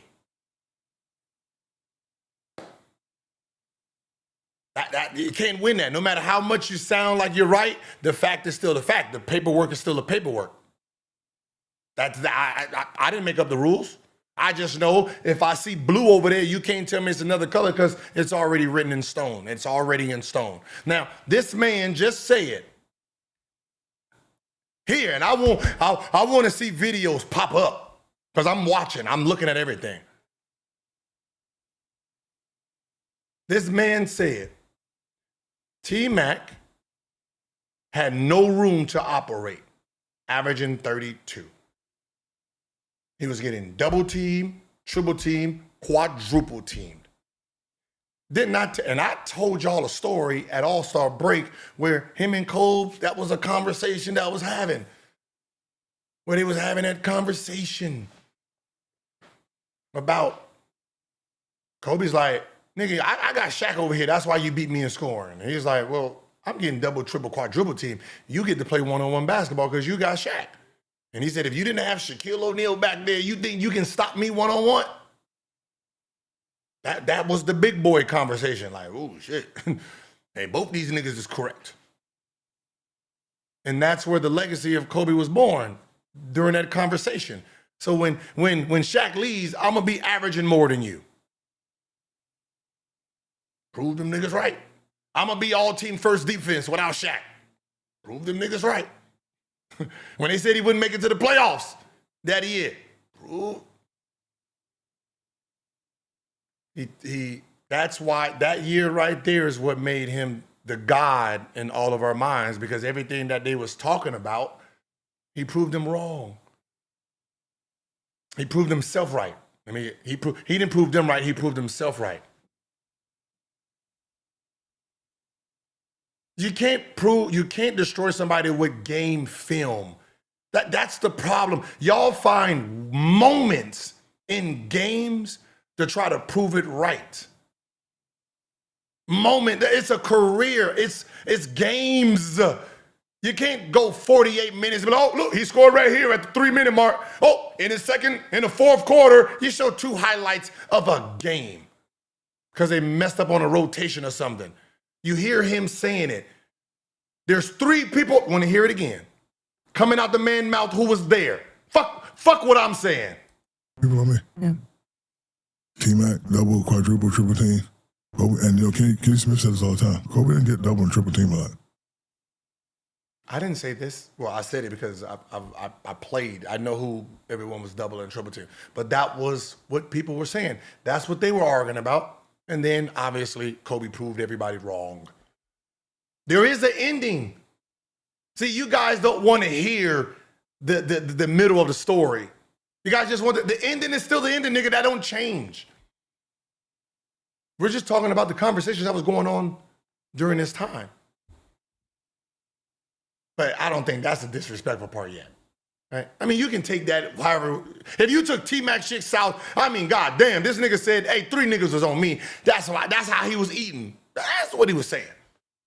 I mean, you can take it this way, you should, but that's up to you. You probably won't because y'all some scary ass little bitches. He was free to roam around and do all that stuff. He was free to roam around. He was free, bro. I had 3 niggas on me. He was free to roam around. That's what he's saying. He said it, not me. So what T-Mac said, I believe to be true, because T-Mac was a bad boy. What Gilbert said, I believe to be true. It was just construed probably negatively. And that's the good thing about conversations. But what? He not, but T-Mac was a bad boy. By far, T-Mac was a bad boy. Like, always tell the story is how I let certain players just go. Oh, when T-Mac and Kobe play, I'm not doubling. Bill Jackson saying double. Nah, fuck that. Guard him, Kobe. Yeah, guard him. When I didn't hear that. He said when Phil Jackson said double T-Mac, Shaq could be like, no, Kobe guard him. Like, nigga, you on your own island. Let's see if you can stop him. the story is how I let certain players just go. Oh, when T-Mac and Kobe play, I'm not doubling. Bill Jackson saying double. Nah, fuck that. Guard him, Kobe. Yeah, guard him.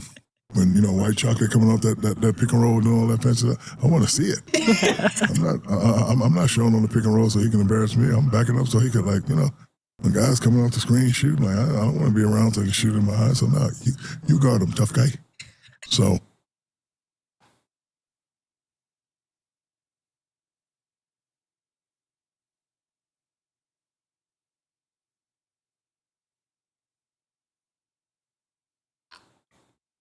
I'm going on record. I didn't hear this part. I was so happy that the nigga said I was right, that I didn't even hear this. I was so happy that I was fucking correct that I didn't even hear him say this. So the fact that this is what that came out of his mouth and you niggas still ain't right nothing. He said, no, you guard him, tough guy.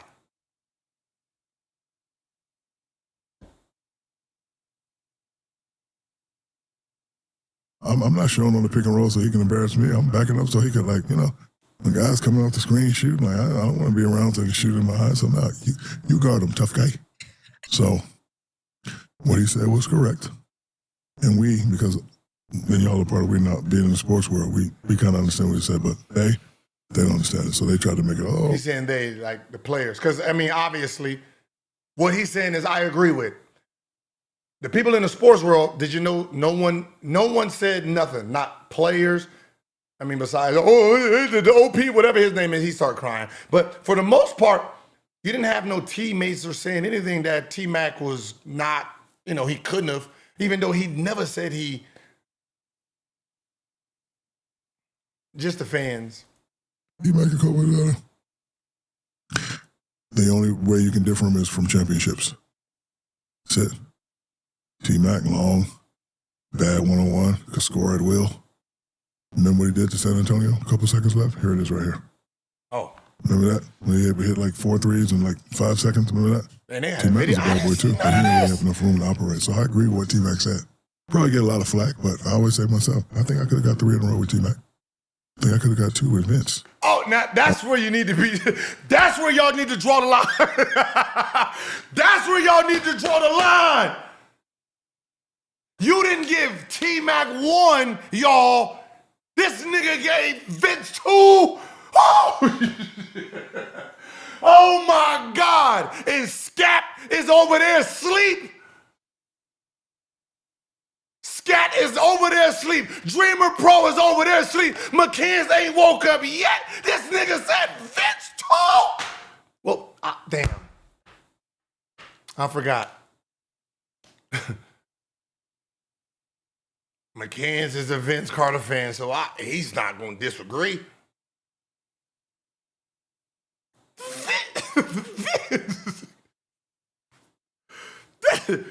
I mean, god damn, okay. His shit, hey, big bro, can I get one? Man, this nigga like Oprah. You get around. Oh, this man passing recent. Oh, man. I wish I was there. Look, I wasn't there in 99 or 2000. But obviously, I could have got a ring, too. Yeah, I would have been on the bench somewhere. Right? Now, I wasn't good enough to start. But I could have won what? Wait, let me think. 99, 2000, I was in college. Yeah, so I would have been like the 17th man. So that nigga get a ring too. And then the next year, right, I would probably have been the 17th man. So I would have got another ring. So that's 2 rings for me. And then 01, 02, I just got drafted. Shit, I was on the bench. I was on the bench in the NBA. So shit, I would have had 3 of them motherfuckers. Hey, give me one. Man, that nigga gave Vince 2. Damn. I know I get 6 with Steph. Like, this is like, cause now that I'm not a player, I'm a fan, and I do a.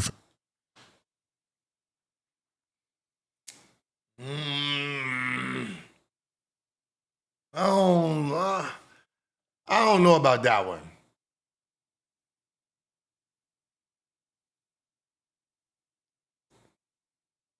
I don't know about that one.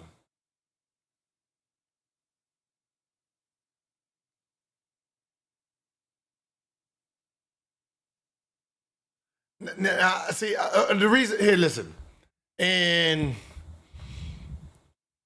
the name Steph, okay, I get it, cool, but with Steph, so if you say T-Mac T-Mac was a small forward, so him and Kobe would have been on the same team, but if you put Kobe in I mean, you put T-Mac in at the 2. Now your 2 is a lot bigger. Now you kind of got like a bigger team. Okay, cool. Well, with Steph, you're removing him, so you're putting him at the point. So you remove him and Derek Fisher. So you're losing Kobe and Derek Fisher for Steph, and you're gonna win. Then who the fuck is guarding all the wings?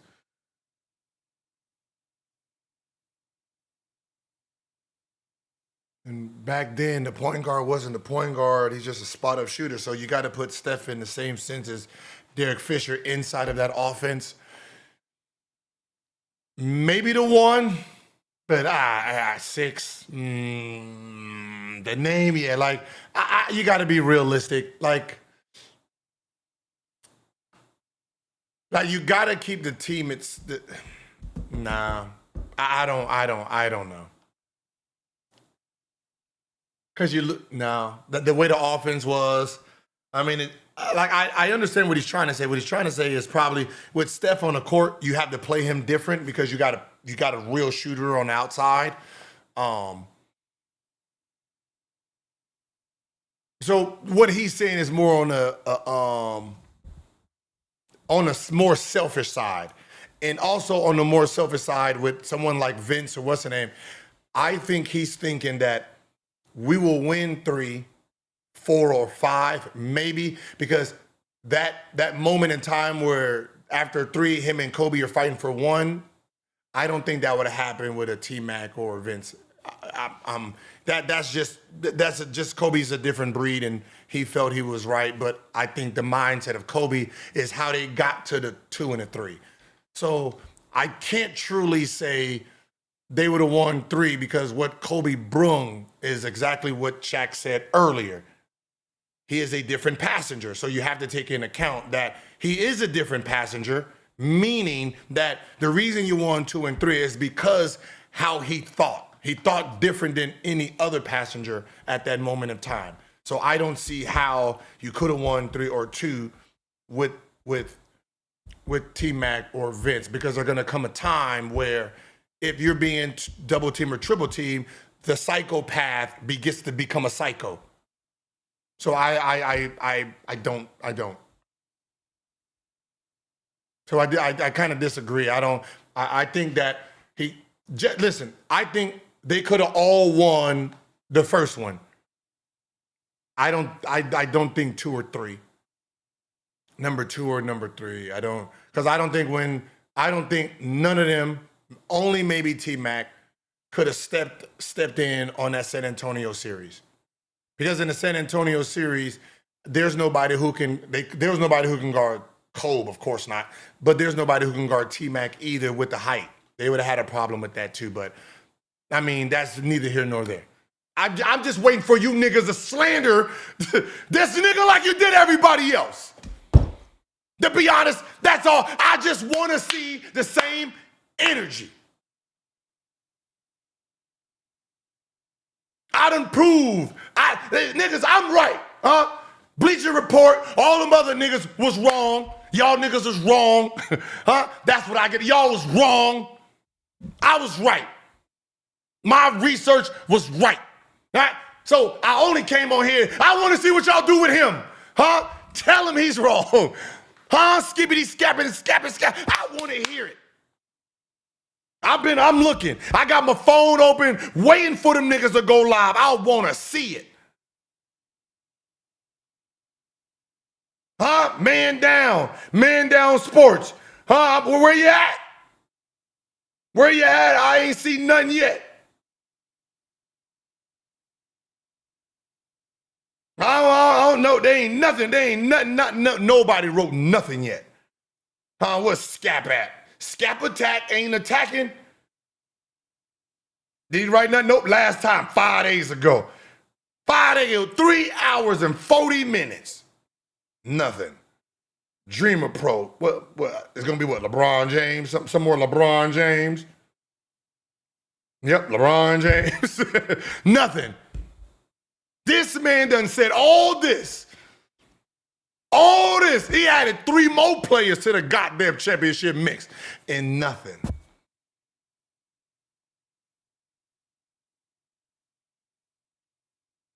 That's crazy. So y'all pick and choose.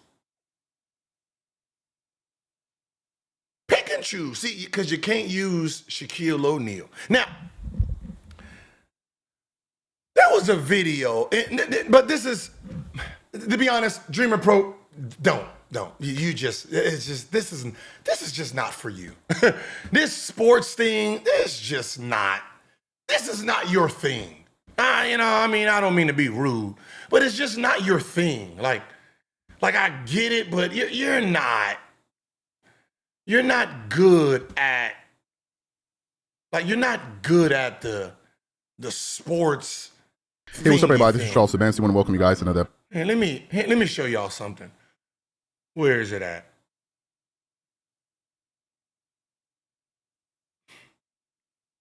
Listen. And I wrote to him and told him, don't go yet. Don't go yet. Let me just be educated. Of where they ranked it, named Kobe Bryant to play it. Acted to this article. Listen, this is Charles. Hey, listen, this is Charles. He's a big Kobe fan, that he says, but he hasn't stood up for Kobe yet. But look, listen to this. So, because I'm pretty sure a lot of y'all are thinking the same thing too. Where they ranked it, named Kobe Bryant to play of the decade. Right? Bleacher Report put their foot in their ass. Because here you have an article of them ranking him as a player of the decade over Tim Duncan and Shaq, who made it into the top 10. There was no coming back from that. Even Lowe, Winnie the Pooh himself, did a show yesterday breaking down the incongruities of the list and the hypocrisy where they were using certain stats to favor certain people, or certain metrics to favor certain people, and then using some against. Let's hear it again. He thought he ate. Of where they ranked it, named Kobe Bryant to play of the decade. Right? Bleacher Report put their foot in their ass. Because here you have an article of them ranking him as a player of the decade over Tim Duncan and Shaq, who made it into the top 10. There was no coming back from that. Even no coming back from that. They must, I don't know where they ranked your hairline. But I know it's out of the top 10 on the haircut chart. Huh? I don't know who cutting your hair, bro. Listen, my shit is with you, but that's why I keep a hat on. I keep a hat on too. But listen.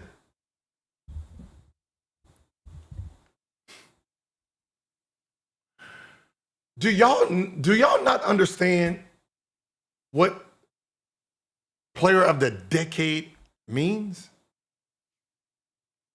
I think you guys are confused. Like you guys running around talking about player of the decade. How can Shaq or Tim Duncan be in front of him? He won player of the decade. Player of the decade is a 10-year window. And the window is my decade, 99, 2000 season. That's the start of the decade. The end of the decade is 08, 09. Okay. So Kobe is ranked number 1 of the decade between the 99-00 season and the 08-09 season, which means he has, in this span, he has 4 rings. So he has 4 rings. He has 10 All-Stars, 9 All-NBAs, 9 All-Defense. He has 1 Finals MVP. He has 1 MVP. He has 3 All-Star MVPs. 2 scoring titles. So that's what he has in this decade, which means because it's only this time frame, he don't get the 5th championship in the 2nd Finals MVP, right? So that's how he won. Decade. Tim can argue. Like I'm just being Tim can argue 2 scoring titles. Tim can argue because he had 10 all NBAs, 10 all defensive teams, 10 all-stars, 3 championships, 2 Finals MVPs, 2 back-to-back MVPs, 1 All-Star MVP. So they're right. They're right there. I even edged Kobe. So that's a 10-year window. Now, Charles don't understand how is Shaquille O'Neal in front of Kobe on an all-time list. Well, sir, Shaq's career started in 92.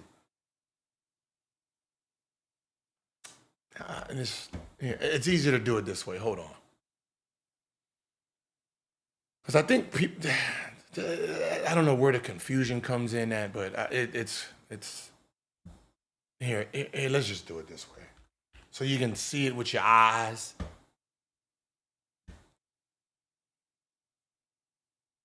Right. Okay, so we'll stop it at 0809. Okay. Now, let's see.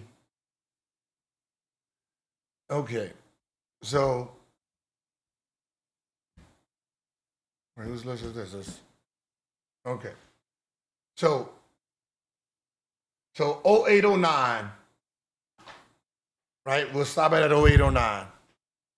Now, the decade where Kobe starts is right here.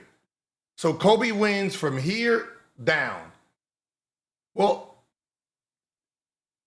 Dreamer Pro, you see from the 92-93 season to the 98-99 season, that's Shaquille O'Neal's resume before the decade starts.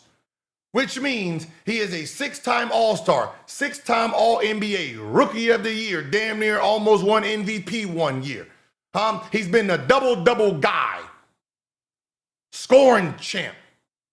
That's his resume before the decade starts. Which means if you add these 3 years, let's say right here, by 01-02, he was in the top 10 already. That means the 03-04, he didn't need none of that shit yet. This is what you're forgetting. You're missing you're missing all of this. Now let's go to Tim Duncan. So Shaquille O'Neal was already in the top 10 by the second, third championship when Kobe was just starting his shit off. So Tim was the second person to get in the top 10 since the list had came out. Now, you see these 2 years? These is before the decade starts. Rookie, let's scoot it over a little bit so y'all can see. And this is what people don't factor in. Oh, shit.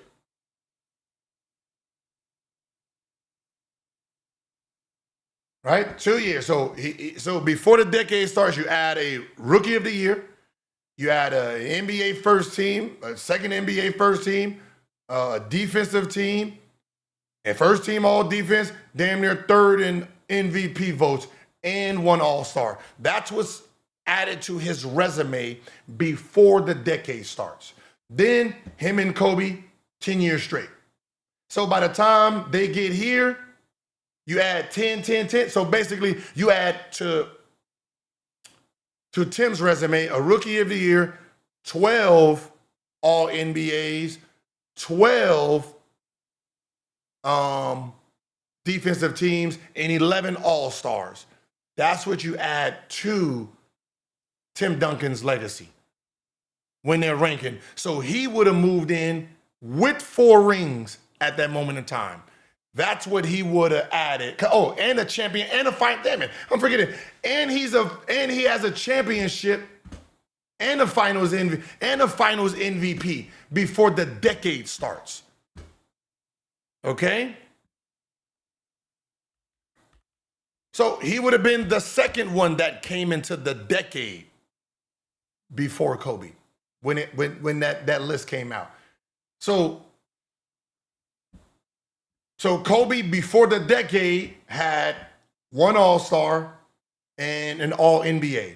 He had a total of 2,700 points before the decade started. So you can see how far behind he is to Shaq am Tim Duncan before this season right here. Before this season started, you can see where he was from Shaq and Tim Duncan. So by the time they got to 08, 09, Tim Duncan cracked the top 10 and Shaquille O'Neal cracked the top 10. That's how that worked. If you guys don't know the difference between an all-decade and somebody's resume. It's kind of... Gilbert's a loser, never played. I never said I was. I've never played in the... I'm not comparing myself to these niggas. You see these niggas? Like, I mean, listen, I could say, hey, man, hey, Kobe, I had a better rookie year than you. I could do that. I mean, then, you know, he'll probably hit me with the age shit, and then I'm all fucked up, right? Because he averaged 7, and I could beat that, but I was 20. So, you know, I was, you know what I mean? You know, I can't fuck with the boy on that. You know, so, because that's what I would do if it was flipped and he said, yo, I better better you. And I'm like, nigga, I came in at 17, bro. He was still in high school, little nigga. Yeah, be like, damn. That's me. But as a rookie, yeah, I had 10 of them bitches. You feel me? I had 11, but I was 19, 20. So, you know what I mean? And by 19, 20, this nigga down there had two trophies already and was playing in the playoffs. So, you know, I can't fuck with the boy. So my name ain't in it. I won the most improved. I won the most improved. This nigga was all NBA, which is weird. Wait a minute. Hold the fuck on.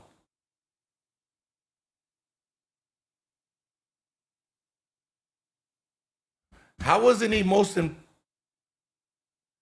why wouldn't he have been most improved in 90? Oh, they must not have had this. Wait. Hey, what? Can somebody Google real quick? Was there a most improved in 98, 99 season? Who was the most improved then?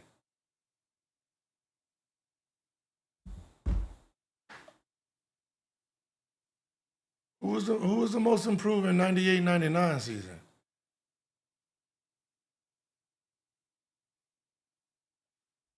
Because why wouldn't have Kobe won that if he made the All-NBA?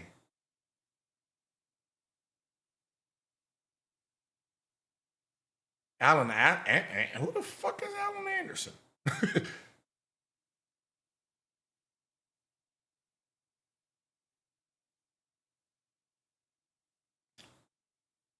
From 6 to 14. But they don't even have Kobe second. And he made an All-NBA team.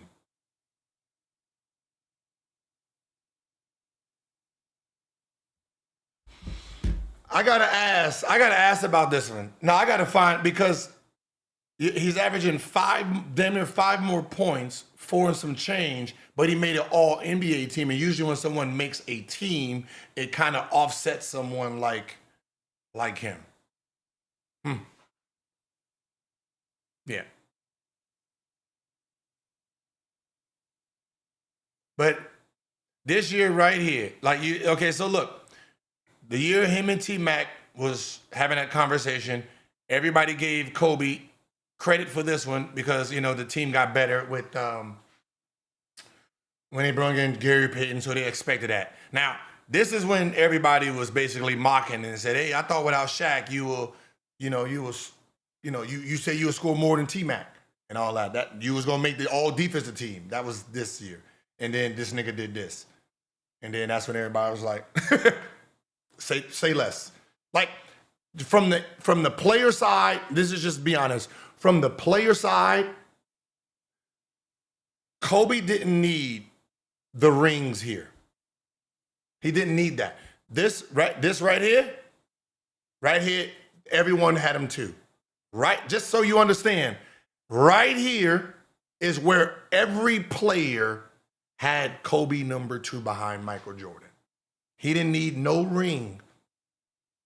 Because this right here, he was double teamed, triple teamed, quadruple teamed. Every damn scouting report was stop this man at all costs. At all costs, stop them. And this is when we all. That's it. He didn't need none of this. He didn't need none of this for a player. This right here, these 2 years where the whole league was trying to stop him, and niggas couldn't fuck with the boy.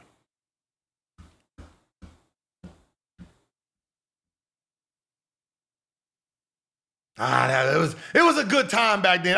Y'all missed it. Y'all missed it. Some of y'all came around during COVID, right? COVID, nigga. Y'all came around like, that was a good time, right? You talking about scores is 78, 90. This nigga got 55. You know what I mean? Them years. Where the score was, the niggas wasn't scoring 100. This nigga's averaging 35. Them years where it was locked down half-court defense. We not talking about today. Today, they supposed to score that. We ain't talking about an era where we was a fast team averaging 104. And you got a nigga over there averaging 35 a game. That was the year. With two big men back there playing goal line defense. That year. That was impressive. Woo! Woo! But y'all are new ones. Y'all. Now, look.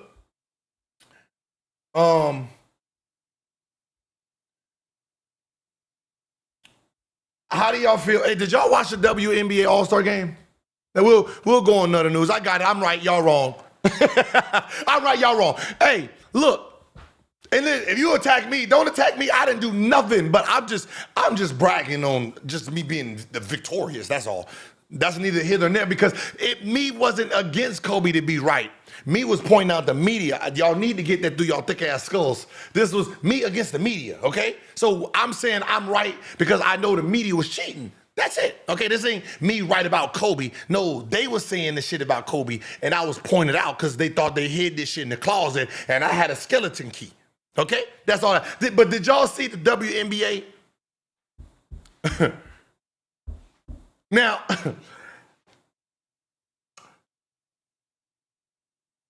I got some questions that I need answered. Now, there was a reporter who said, I hope I can find it.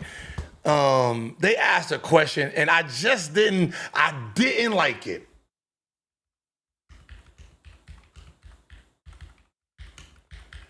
Let me see if I can find it. I think it was horrible. I thought it was horrible. They was going around doing stud bud. Did y'all see that?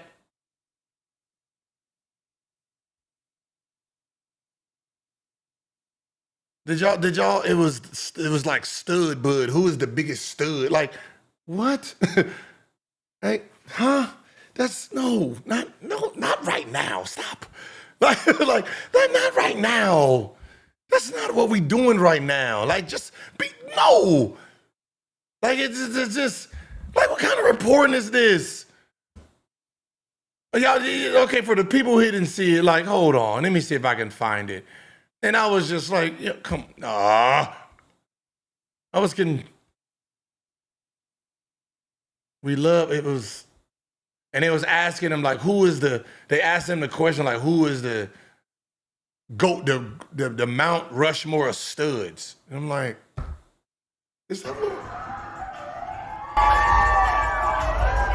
Let me see if it's in here.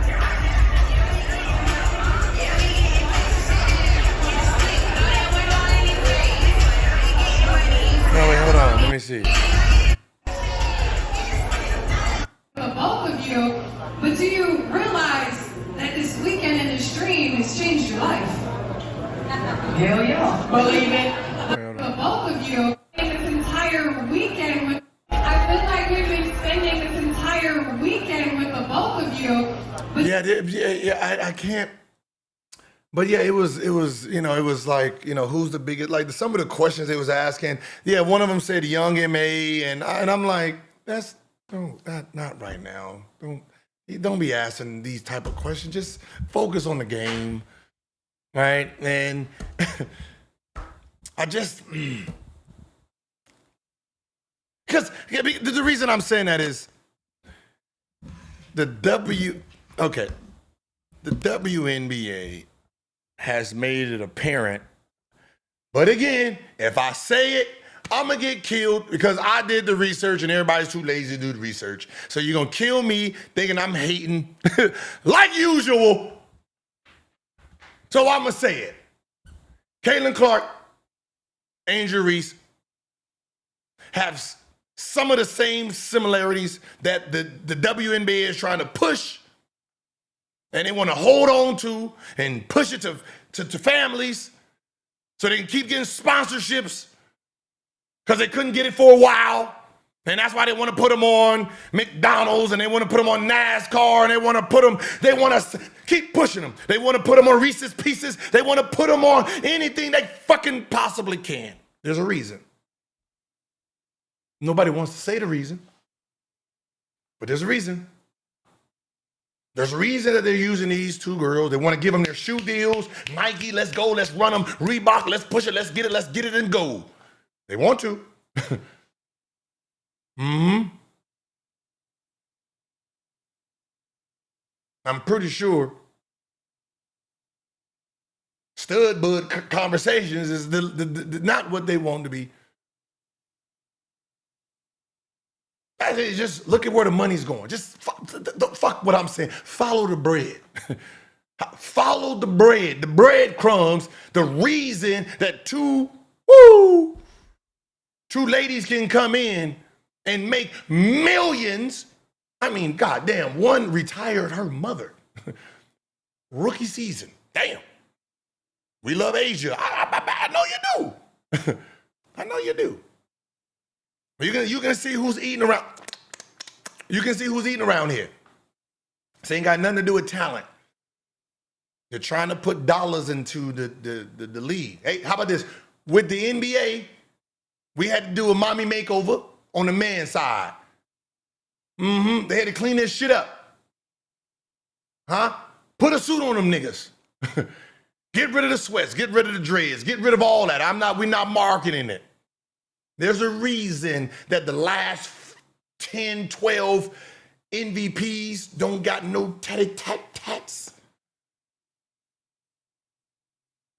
I mean, technically, there's only a few who won an MVP when they had tats.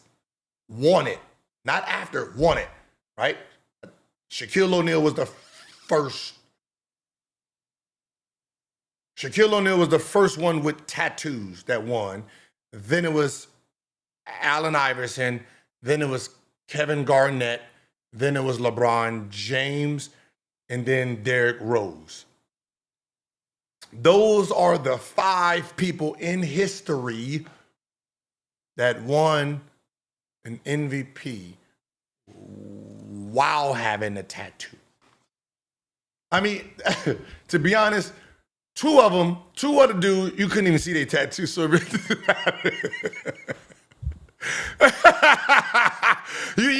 oh shit, Kobe. I forgot Kobe had a tattoo. Damn, you're right. Damn, I forgot. You know, 2 of them niggas was this color, so it ain't really even matter. They can just put a little. I don't know if does Russ even have a tattoo? I don't know. Because I know KD didn't have one when he won. I know Curry didn't have one. I asked the question. So I asked Kevin Durant. He said he didn't have one when he won his. I don't know if Russ was visible. I don't know. Curry didn't have one when he won. He started getting them little ones a little bit later. But there is a blueprint that they're trying to sell, and the WNBA, you guys gotta try to understand it, and that's what me and Cheryl talk about. And This is not what I'm saying. This is not what Cheryl's saying, but this is what's being said is this NBA in the last year or two kind of looks like the beginning of when it started. So they're trying to capitalize on what they have right now. So I know they're going into negotiations. They're going into the negotiations, and the negotiations, what was that shirt they was wearing? Sounded, we want our money and we want it now. We want our money and we want it now. I don't know if that's really what it was, but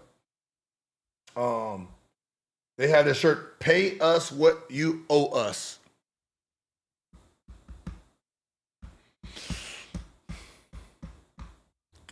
I'm trying to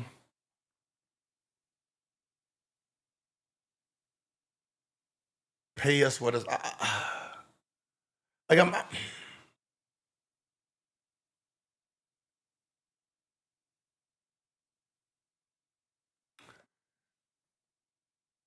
don't know. The question really is for them is, what are you willing to lose to get more money? Because you're gonna have to sacrifice today for a better future tomorrow. And that is the question. The girls today won't really benefit in real time. It's going to be the future that benefits. That's usually how it works. So, whatever you got, whatever that is proposed, right? I personally think you should open up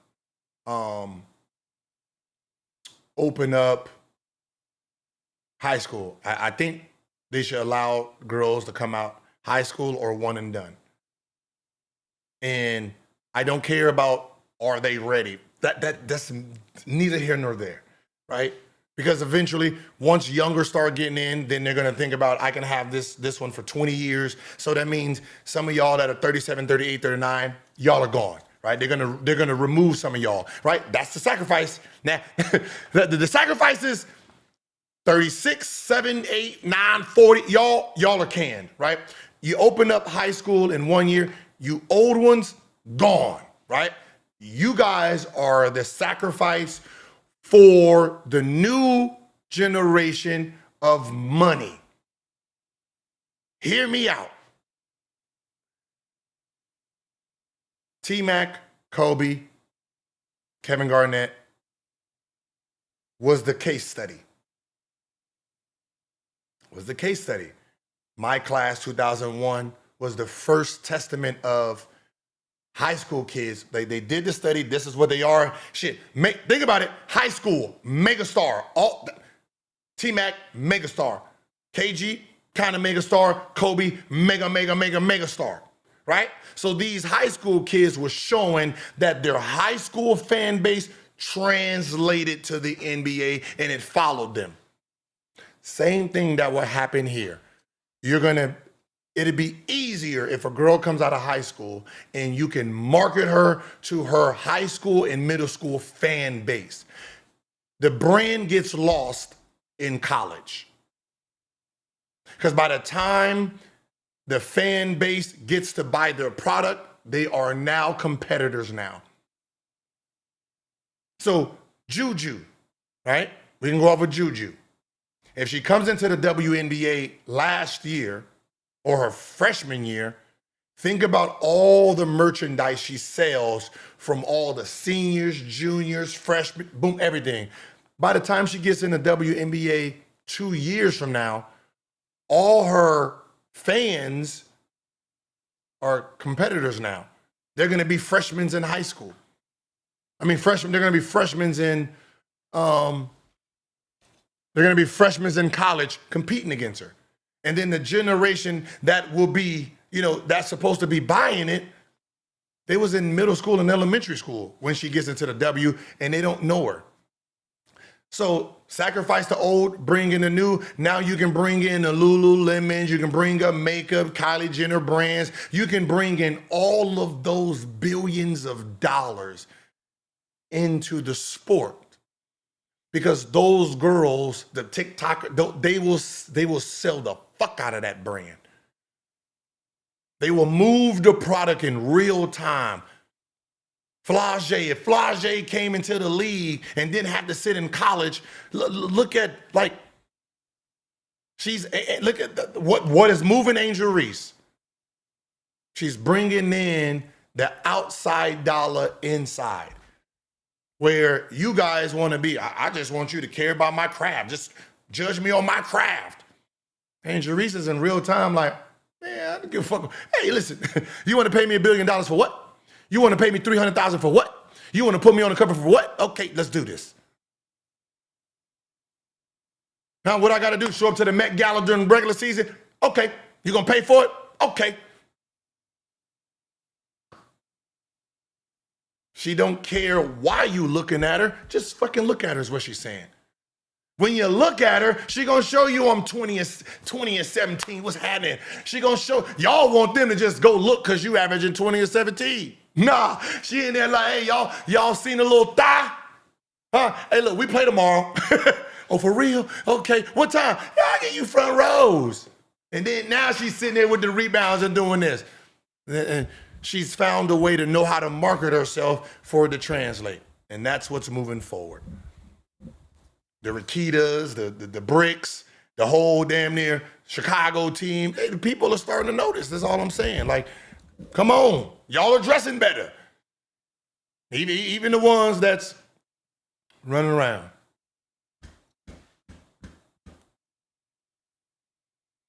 If you was healthy 08, do y'all beat the Cavs playoffs?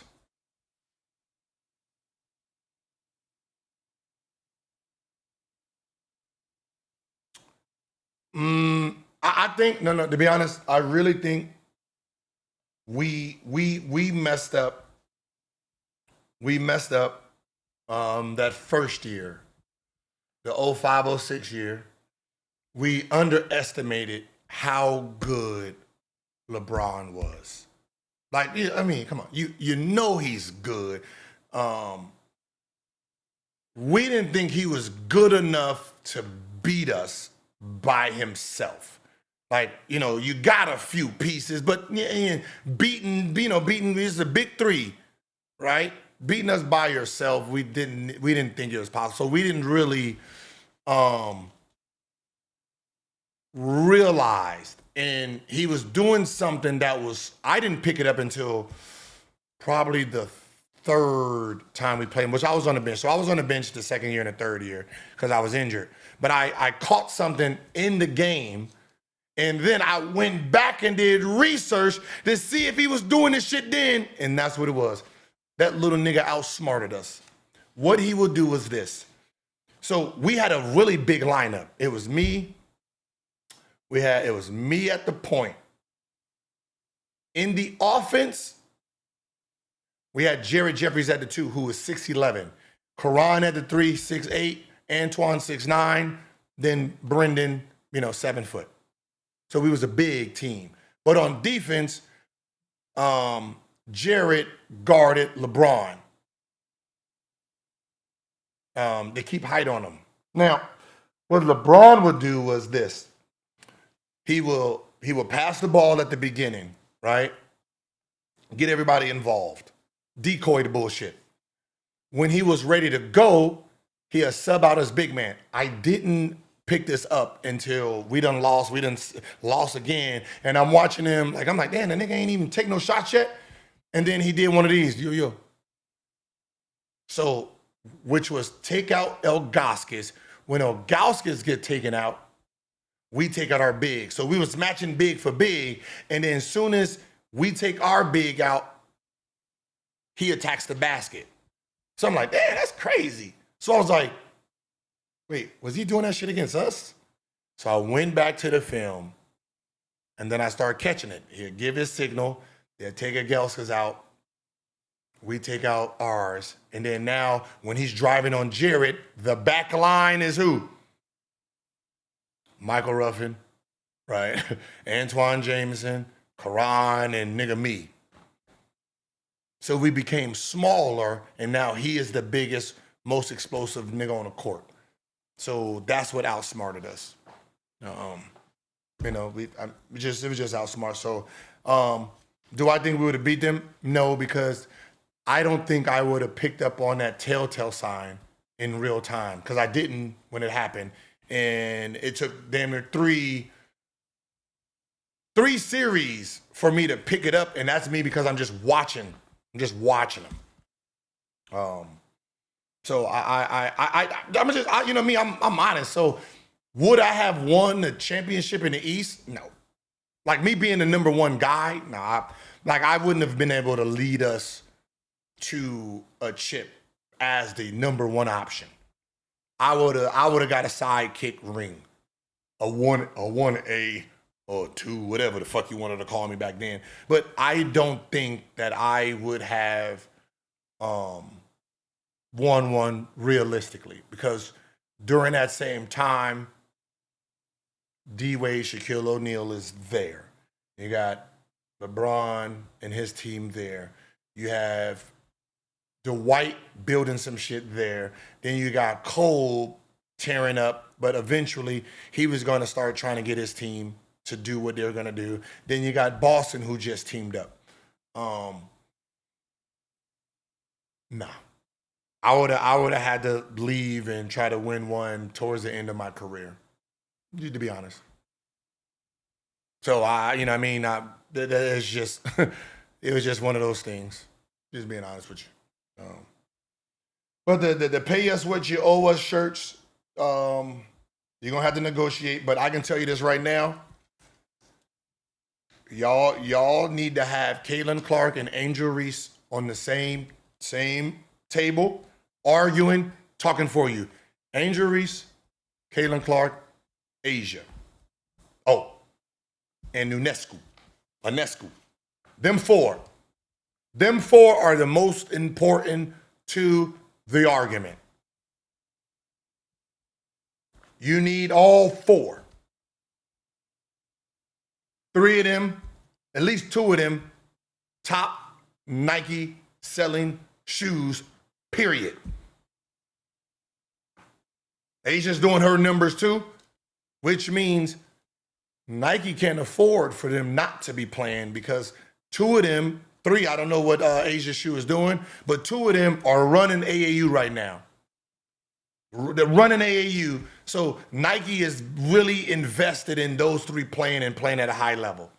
And then Reese with Reebok and everything she's bringing from sponsorship money. So if those 4 having 10 toes down and say, nah, we need a better deal, them 4.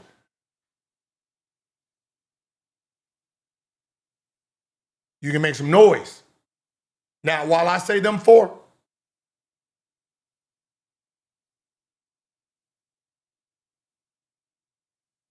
them 4 are walking the same line also. So you don't want no distractions when you're negotiating with them. LBJ drafted 84, Mike drafted 03. Who has a career better? Who has the better career? Band up. I can't do guesswork, bro. But listen. LeBron James is all a sick fucking 10, man. Right? Running around, jumping and dunking on people. So I don't know who the fuck stopping him in the 80s. And then obviously, if he was doing what he's doing in the 80s, the NBA would have changed all the rules for him. He would have been the golden child. He would have won rings, and then it would have been, you the best player ever lived. And then ring culture would have happened when he retired. Right? It's the same shit. If Kobe Bryant came in 84, right? Same shit. Nigga out there scoring all them goddamn points. They wouldn't have been saying shit. He'd have been scoring title. He would have won his rings, and when he retired, ring culture would have stopped it right there. And then they would have been tearing people's assholes apart and how their legacies ain't worth shit. Same shit. I don't know what people ain't realize. It's the same one entity doing the same thing. Right? All you Kobe fans attacking LeBron fans, attacking LeBron's legacy, that's what the same one, that's what they want. That's what they want. They want you to do that. They want y'all to go back and forth. That makes it great. Tearing everybody's legacy and the Jordan fans sitting there like, oh, look at these stupid niggas. Another one bites the dust. Oh man. Yeah, let them kill each other out there. Jordan fans are sitting down there and looking at just look at them two niggas. If them two niggas realize we only got one wall and they sitting there fighting each other. Brother, if they all looked at this kingdom and try to tear us down, yeah, we'll be on up out of here. But nope. Them two niggas is fighting each other, trying to get here. Crazy. And that's all they doing, man. That's all they doing. Jason Tatum winning championship. Oh, it don't look good. We don't know you. You didn't win Finals MVP, Eastern Conference MVP. That hurts him for a GOAT debate. All right? Let's just remember, everything for a GOAT debate, you have to stop thinking about our list. Our list is irrelevant in the bigger picture because we don't have no vote. You got to look at what the media is saying because the media narrative is also the voting narrative. So what they're saying in real time and you guys are running with it is still protecting the same entity. NBC, Jordan that's a marriage. All right, when you say Clutch is married to everybody, yeah, you can run. See, the reason I call that laziness. It's lazy to say that because that means you don't want to pay attention to nothing. Oh man, LeBron James. Listen to you guys. Literally, LeBron James is 2, Kobe's 11. It's LeBron James' fault. Like that. Wait, what? Wait, huh? LeBron James is Clutch. Clutch got LeBron James 2 and Kobe 11. Hey, man, how does that make? I don't even know how that makes sense. But okay, like I can say there was 10 and 11, but 2 and 11, 2 and 10, 2 and 9. That's not close enough to say LeBron James is doing that. I'm pretty sure LeBron James' narrative will be trying to get to number 1. I don't know how it affects Kobe. Like when I hear it, I'm just like, how does that even make sense? That doesn't make logical sense. The fact that you use it so much, I don't think people realize that Clutch Sports, when Clutch Sports was created, from the media standpoint, the media vote, LeBron James is already in front of Kobe on the media side. Like I'm pretty sure y'all didn't know that because you're lazy. You're lazy. You just want to say this shit without doing the research. LeBron James, 4 rings, 4 now that y'all know the criteria that Bleacher Report has, this now will make sense to you since you now have it. In 2013, LeBron had 4 MVPs and 2 championships and 2 finals MVPs. He was in front of Kobe then. And I know you have to believe it because they put Curry in front of him with way less. LeBron in 2013-14 was already at 7. So when you're saying LeBron James and Clutch Sports is holding Kobe back, it doesn't make sense. Like if you say LeBron James is trying to ruin Jordan's legacy to get the number one. Okay, that makes sense. That's where he's trying to get. I get that. It doesn't make sense for the Kobe narrative. That doesn't. That started before LeBron James even got into the league. So like, stop being lazy and just do research. Okay? And that's it. Just do research. Like I just hate lazy. Just yell out shit. Hey, can I ask y'all a question? And this is a question. From you guys, I wish I knew how to do polls. Who's a bigger, let me see, do I know how to do polls? Hold on. Who's a better Kobe, who's a bigger Kobe fan? Me or Rashad McCants?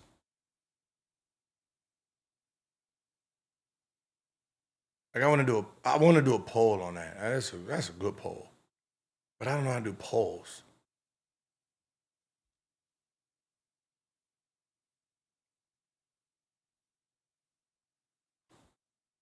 Like who's the biggest? Like Larry, yeah, I know, right? I see a couple Larrys. I see, you know.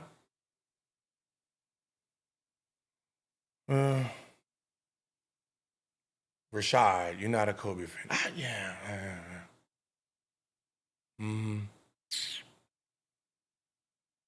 I figured.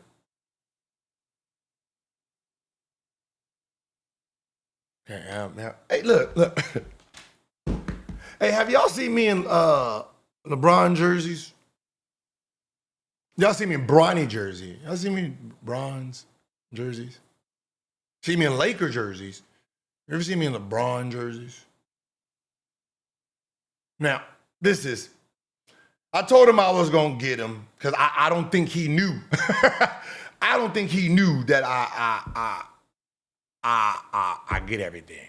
No, we care. I care, right? I'm trying to figure out, because this is this double secret agent. Like, y'all remember the first jersey I seen? Did y'all remember this one? Like, I didn't remember that he wore that one. Like, I remember the Cleveland one. I didn't remember that one, right? Did y'all remember this one? No, I didn't remember that one, right? And then another one,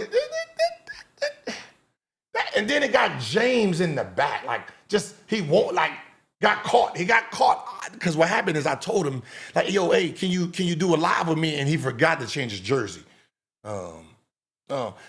Like I'm watching him, North Carolina. Is those LeBron Jameses?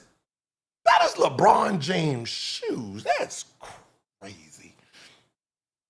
That is crazy. Those are LeBron James shoes. Like, and then, like, I was going through something else, and then look, isn't that LeBron James number 6 with the Miami Heat LeBron James shoes on? That's crazy. Like, God never, as much as he hates LeBron James, that's crazy. That's crazy. Then Mount Rushmore, he had Allen Iverson first, and he said it first. Like, that was the first name that thought, like, crazy. That's crazy. I see why he didn't respond to the what's name. Now, here, let me hear something. Hold on, let me hear something.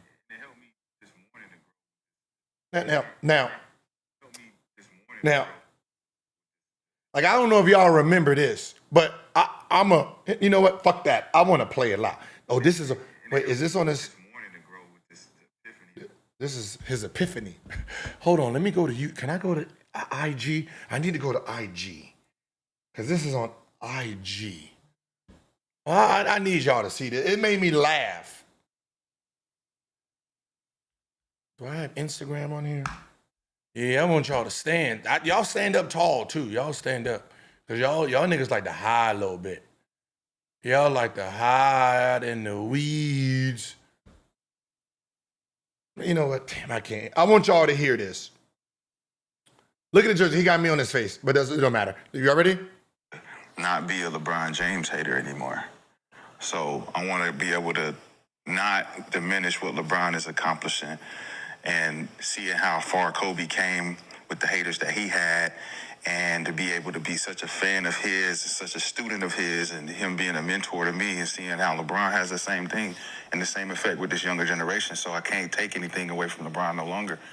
And it may seem like it's hating from a malice or personal level, but it's not. It's a competitive thing for me. He's always been my deepest, darkest competitor, and I refuse to continue to make it seem like I'm diminishing his accomplishments, because a guy like Kobe, we never thought would be gone, and I don't want to, not give LeBron credit for all the accomplishments he's accomplished thus far. So just take the moment to say that, because there's a lot of haters out there that hate on me as well. So I don't want to diminish that, and I do want a clutch check, and you know what I'm saying. I do want to go to parties, and I do, I want the cat. I can't get the cat if I ain't.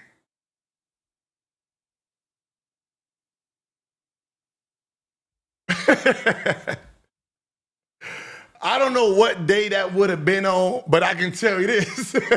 That shit didn't last for about, 22 hours? Because I'm pretty sure the next live, he went right back at it.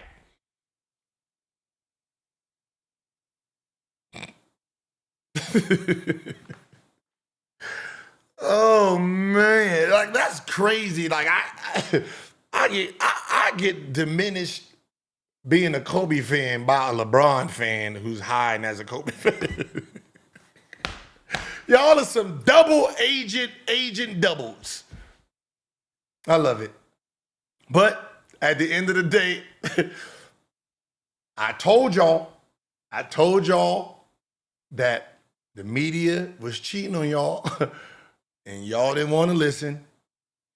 Now they done moved Kobe 11, and now y'all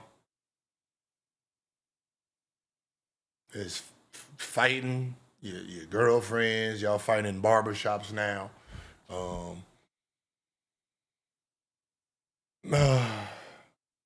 It's a sad day. But now that I got my victory, and the media done screws y'all again. Damn, I didn't see that. I said, who's your top 3 Robins to Batman? My personal 3 Robins to Batman would be Pippen, Clay,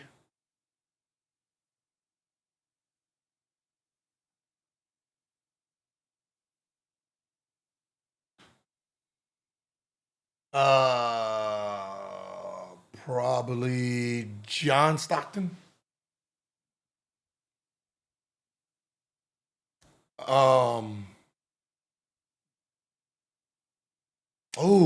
Tony Parker.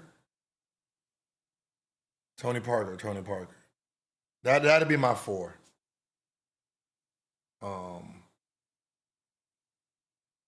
My personal.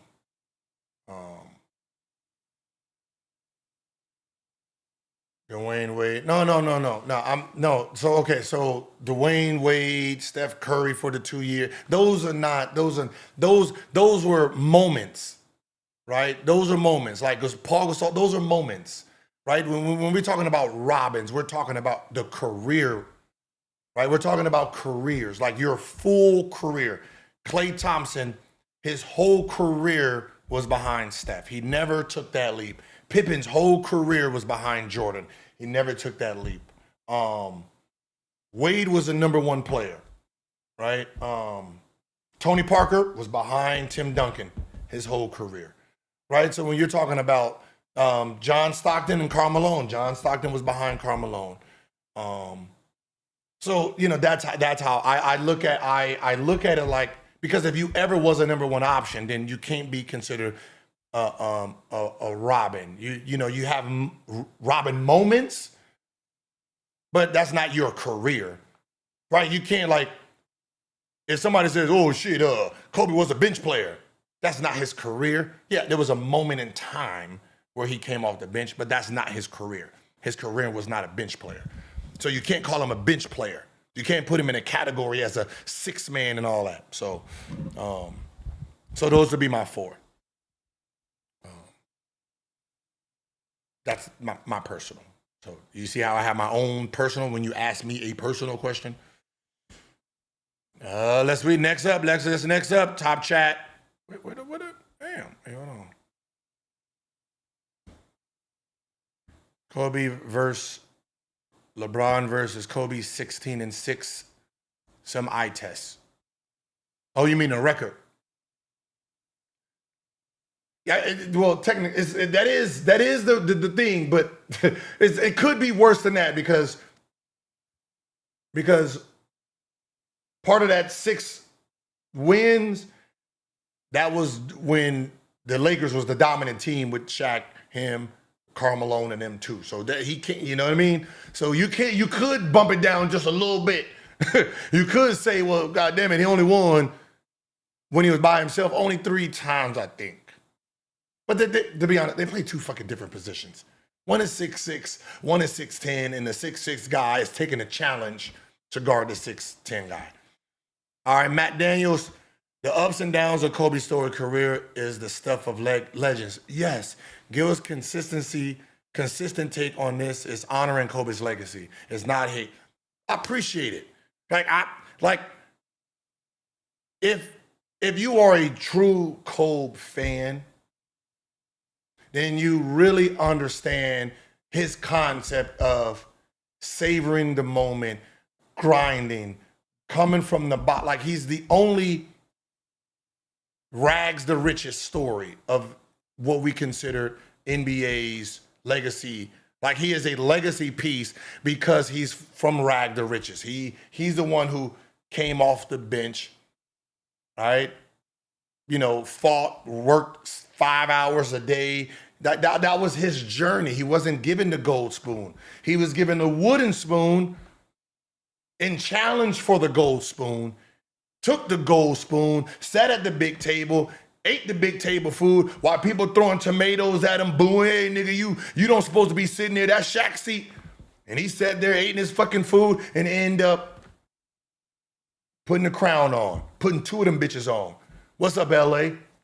Who's who? What'd y'all say? Huh? And that's his story. You can't take it. You can't change it. You don't want to change it. Why the fuck do you want to take the wooden spoon out of his mouth and keep trying to give him a silver or gold spoon? No. The reason a gold spoon tastes so good to him is because he started with a wooden spoon. That's what you guys are trying to change. That's what you fighting me over. Because I'm trying to put the wooden spoon in his hand because he finished with the gold spoon. He finished top 10. He finished top 5. He finished top 2 in players and what's the name? Players and fans' hands. He finished top 2, top 3. If you accept that, then you want him to start with a wooden spoon because it makes it better. You should be telling the beginning of his story even worse because it still finishes the same. God damn it, these niggas is dumb. Rod 870. Good, you should sign 2 live Stu to your football show. Oh, 2 lives? 2 live, probably 2 live shows to your football. Yeah, it's gonna be live. I think it's gonna be 3 and 3. We're still trying to figure that out. Bean Brown, gotta have finals MVPs for your rings to count. See, then that's your narrative? Damn, bro, you just did 2 final. What? Fuck that. Hold on, wait a minute. Bean Brown.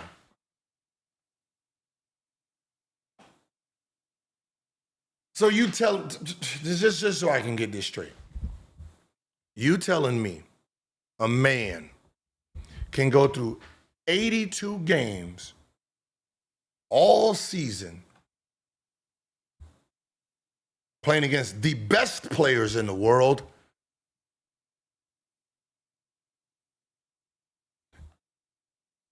and do all that heavy lifting, and then you're saying if he don't win a Finals MVP,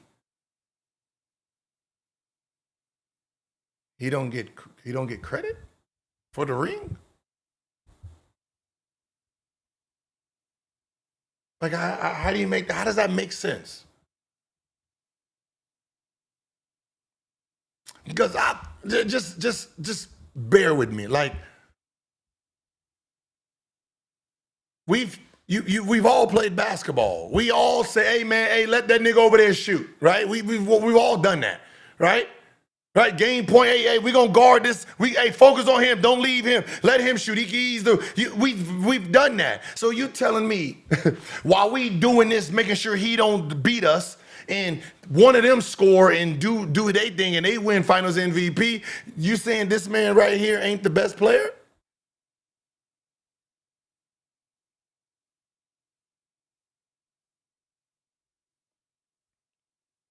That's weird.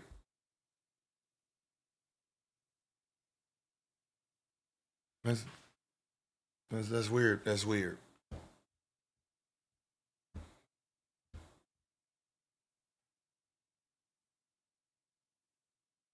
Yeah, man. I listen. If you the best player, you the best player. Sometimes the best player got to sacrifice, and somebody got to step up when they take out the number one option. The number two option has to step into that role and be the number one option, right?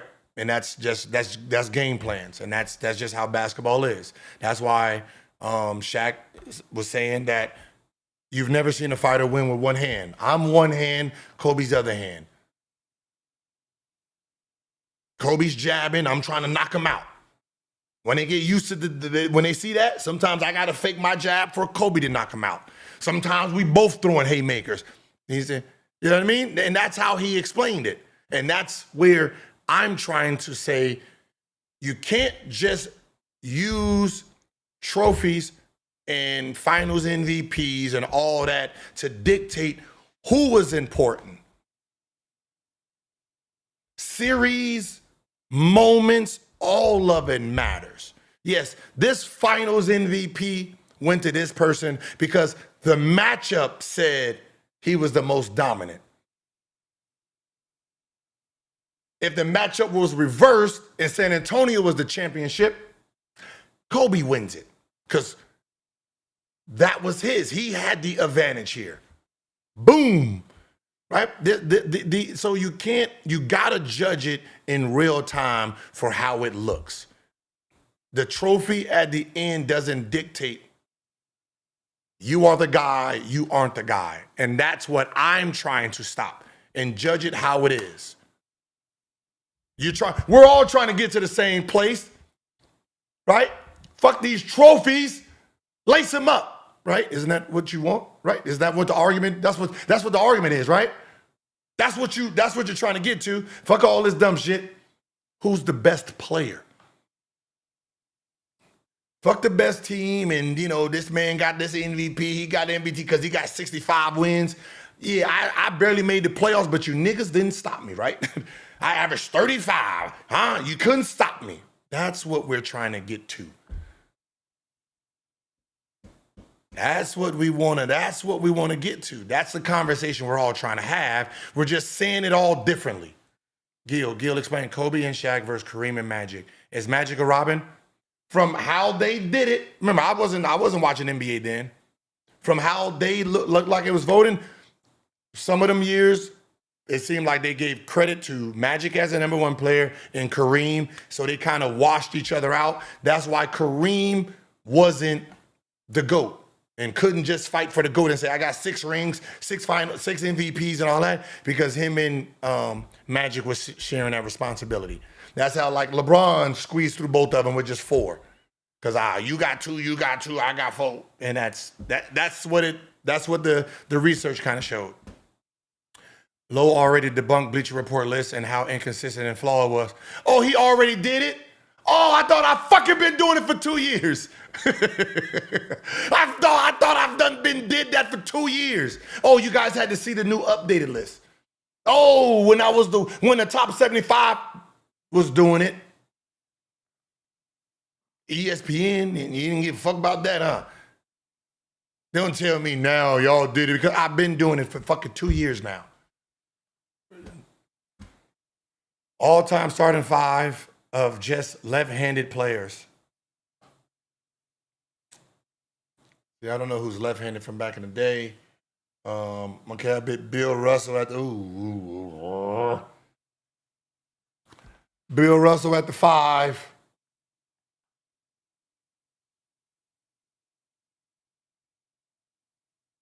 Bosch at the 4. I'll take Lamar Odom at the 3. I'll take Chris Mullin at the 2. And I'll take James Harden at the 1.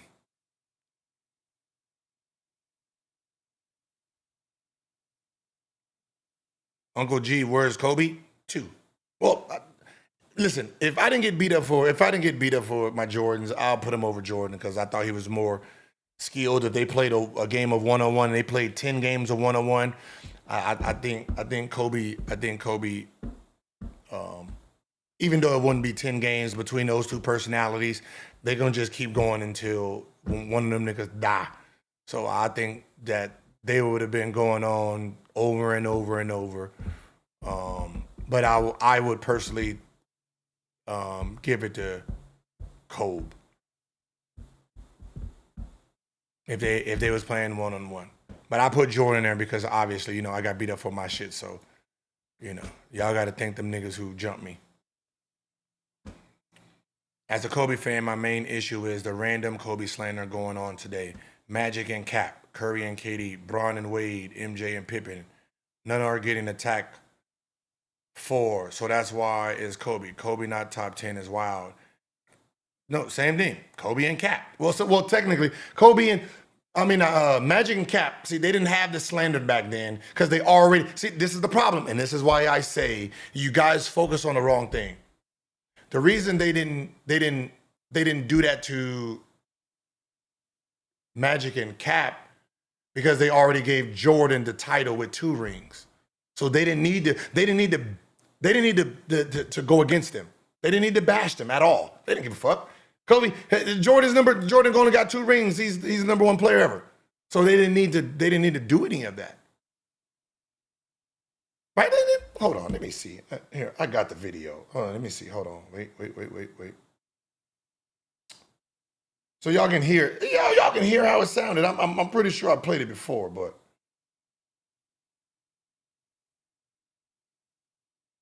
anyway. I can't remember. Isaiah's already praised Michael to the heavens. One more quick one from you, Magic, then back to Isaiah. Do you feel that Michael is the best ever? I think so. I think he's not only the best basketball player, but probably the greatest athlete that's ever played any sport.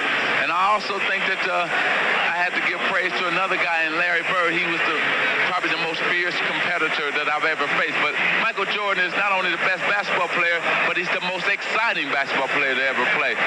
We only dream about doing things that he can do. And that being Isaiah. So because he already had that title, there was no reason to tear anybody down. That wasn't a thing then. So basically, the first people that started with was Kobe to Shaq. That's what they did. It was Kobe to Shaq, and then Curry and then KD to Curry. Now because Curry jumped into the top 10, they're gonna start using that against Curry. Bron and Wade, they didn't really have Wade up in that GOAT debate, so they really haven't torn him down. Pippen was fine being a Robin, so there was no one need to slander. But as you can see, he never got no credit. So you're saying it, but you're not understanding. They don't give Pippen no credit because they don't have him in the top 10, top 20, right? Cap resume, they don't have him as a GOAT or number 2 anymore. So they did penalize him. They did penalize Magic Johnson. So they did do it. They just didn't use it with words. The first person that they slandered is Kobe, because this is what you're not realizing. Michael Jordan just retired in 98. Kobe had 3 rings, goddamn it, 4 years later. Oh, shit. We need to slander him. That's why. He was Remember, 3 Pete Bulls retired on a 3-peat. Then it was San Antonio. Then it was 3-peat Lakers. So what do you think they were saying during the 3-peat Lakers? Oh, he reminds me of, and that's when they started using the slander. Come on, man. Be with us. Be with us. Be on the same time. Man, y'all LeBron fans are hell. The fact that LeBron has had to team up with multiple top players in the league for rings should discredit him. Nothing discredit. There's no ring talk. That's what we've been. How are you listening, nigga? Only Kobe fans use rings because you guys have one more than LeBron. The COVID Kobe. When I say y'all, it's some COVID ones I don't like. That's the only thing that you get to hold. Let it all go. Let's just go off of the talent and how niggas destroyed the league. That's how you can push them down. Because obviously you can see, as you say his don't count, you see what they did with Curry, who has one less. Fucking focus now. God, focus. you COVID Kobe fans, y'all can't focus for shit. Y'all must have took the vaccine because y'all can't focus for shit. Y'all can't see. They got niggas in front with less rings. So try to let this ring shit go and think about something else so we can cancel the ring culture and niggas can move down on talent. Because I'm pretty sure there's nobody on the planet Earth that thinks Curry is a better player than Kobe. So the fact that you keep trying to use this rings and all this extra bullshit is going to keep moving them down. Then Jokic wins another ring. He already got 3 MVPs. You just add another ring. That's 2 rings and 2 finals MVPs. Where do you think they will rank him after that? If KD wins another ring, he's going to win a finals MVP because there ain't nobody on that team that's going to get it besides him. That's 3 rings, 3 finals MVPs. Where do you think he moves? Right? So y'all got to start thinking about, stop looking at the nigga at 2. Look at the niggas that's behind and figure out how to change the way the criteria is. Because just because you talk about it and you're not doing nothing for it, it stays the same. Ron would have been a passenger too. Can we stop Gil? Yes, he would have been a passenger. The whole league would have been a passenger. But the whole league wasn't a passenger. So you can't. Everybody would have been a passenger to Shaquille O'Neal. So no one's questioning that part. Nigga, you keep coming at the people who are messaging, the people who did it. They did it. They did it. They did it in real time then. We're just reminding them. I'm just reminding them what they did then because now they're changing their words to discredit here. Wait, hold on. Hold on, because if you're using the same words for LeBron, then that means Kobe gets to be in the top 5. If the language you're using today, let's go backwards now and use that same logic with Kobe. Now he gets to be in the top 5. You can't use different language. You can't move your criteria. And that's why I say, show me your criteria. What is your criteria? And the criteria for the GOAT originally was 2 rings and 2 finals MVPs. That was the criteria with a whole bunch of individual shit. But when it came to rings, all you needed to get the crown was 2 with 2 finals MVPs. And then, you need about 6 or 7 scoring titles, but y'all pretended that you didn't need those, so you can't use them now. You can't use them now, so, a couple, all NBAs and shit like that. But when you're using rings, there was only 2 when he got it. So that is the standard, or should have been a standard, until you start changing it. Why MJ Universe regarded as the best anyone ever seen by ring 2, despite Kareem? Oh, I got you, Teddy. If we know that 4 and 6 teams actually wants to win chips, why aren't they, or this situation, put into account? Why is it only put up? The same thing I've been saying. There's only 4 to 6 teams that want to win rings. So basically the players that are getting stats Now the media gets to say what? Empty stats.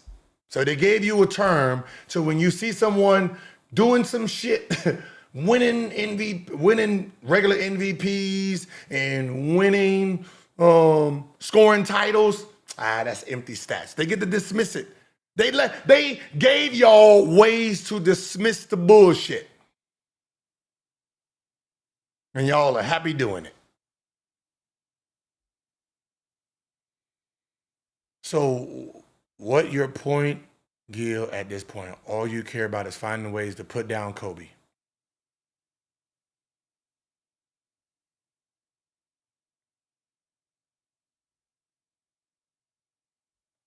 These niggas can hear you say it out loud, and they still hear what they want to hear.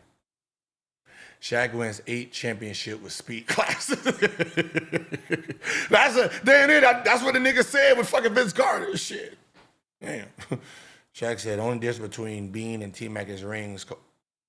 Oh, you caught that? Okay.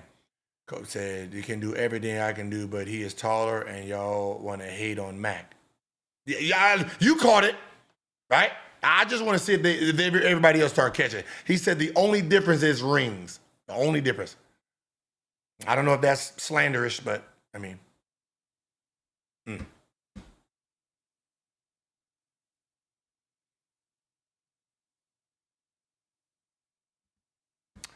Gil, Kobe does have a better resume than Magic, Wilt, Bird, Duncan, Oscar, and Steph included. Rings, just think about individual accomplishments. So he has more rings. Do you really want to? He has more individual body of work. Tim Duncan has 2 back-to-back MVPs, 3 finals MVPs. Kobe has 1 and 2.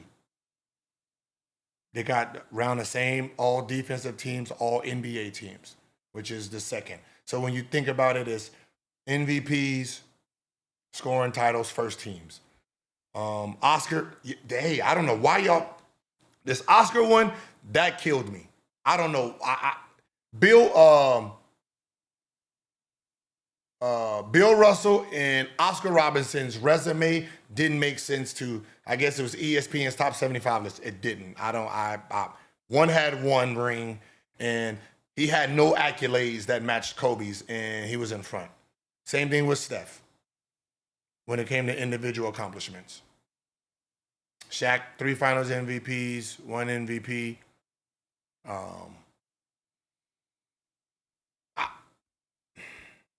That's why I really, really want, like, I really would love this. It's like MVP, right? What does every player keep saying every year? Hey man, what is the fucking criteria? What is the criteria? Like what? Like put a criteria so when we come into the season, we can all look at this shit and say, all right, right, and go.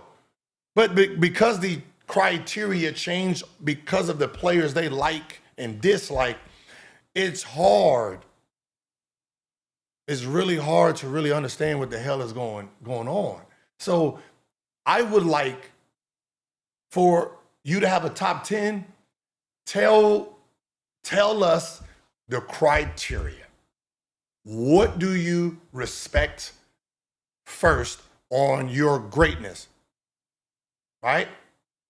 And then tell us your top 10.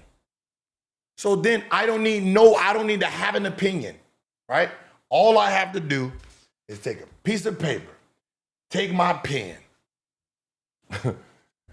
go through every individual award, put them down, and then have a whole list of everybody's name and individuality, right?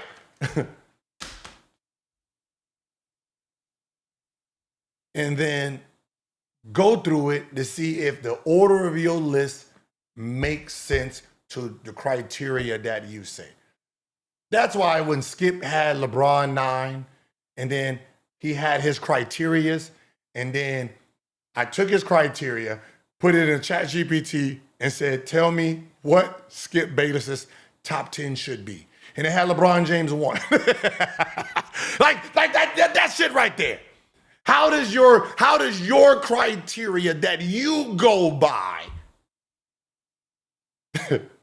reverse engineered against you, and then it has a guy you keep forcing at 9.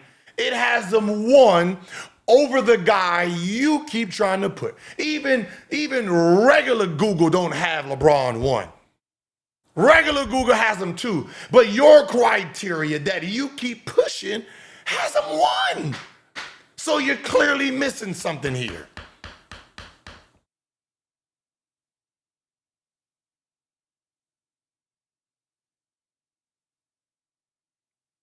Yes, Gil, TDK, Gil, you must admit, you said Russell, Oscar, or Steph don't have the same individual accolades as Kobe. So that means he's top 10 with the media metrics. You also left out scoring titles, KB versus Tim Duncan. Yes, from their criteria, hold on. From their criteria that they have, Kobe should be on their list. I don't even think Bird has the MVPs. But the 10 all NBAs, right? They both got 2 finals. He got two MVPs over him, but they both got 2 finals.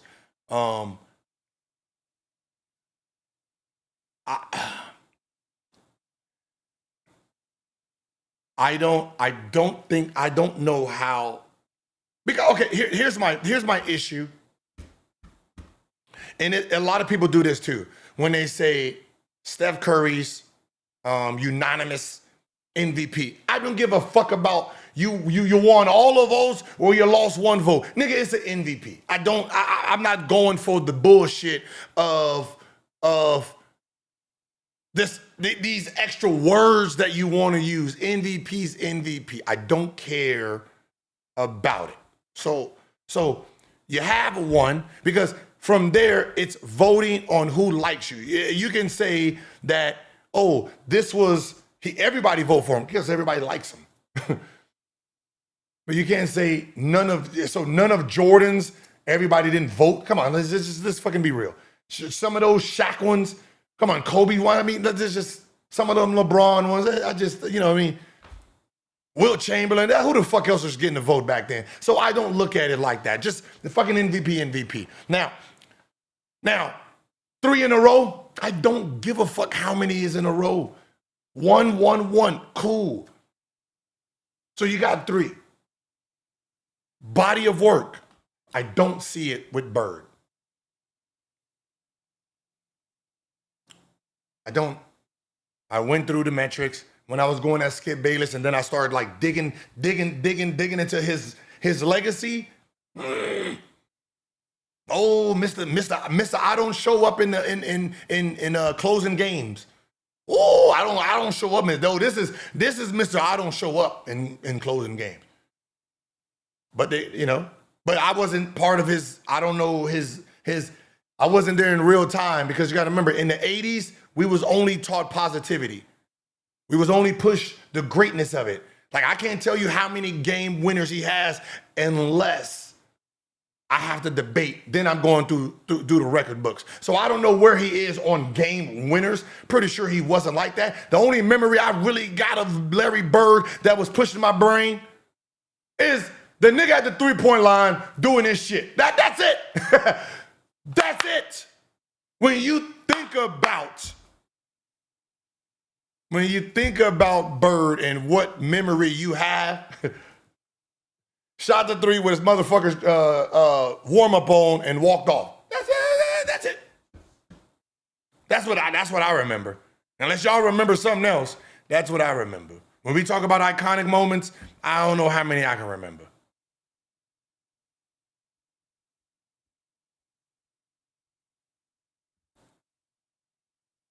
Game 7 against the Lakers, the niggas was 6 for 18.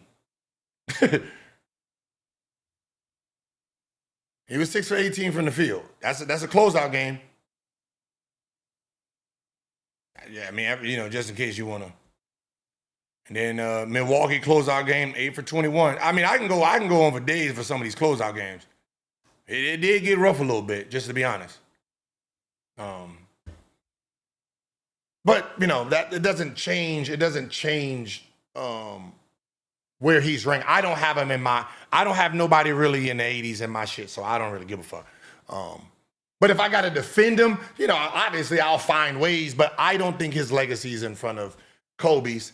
So from their criteria, Kobe should be sitting somewhere around 7. Right? The only one that throws it off is Bill Russell. I don't know what that is. Bill Russell and Wilt. I don't know. I'm gonna just be honest. It's easier if you just remove these two niggas out. If you just remove them out, it's easier to really kind of like get a picture. But with you keep bumping the head when these two are put in. So,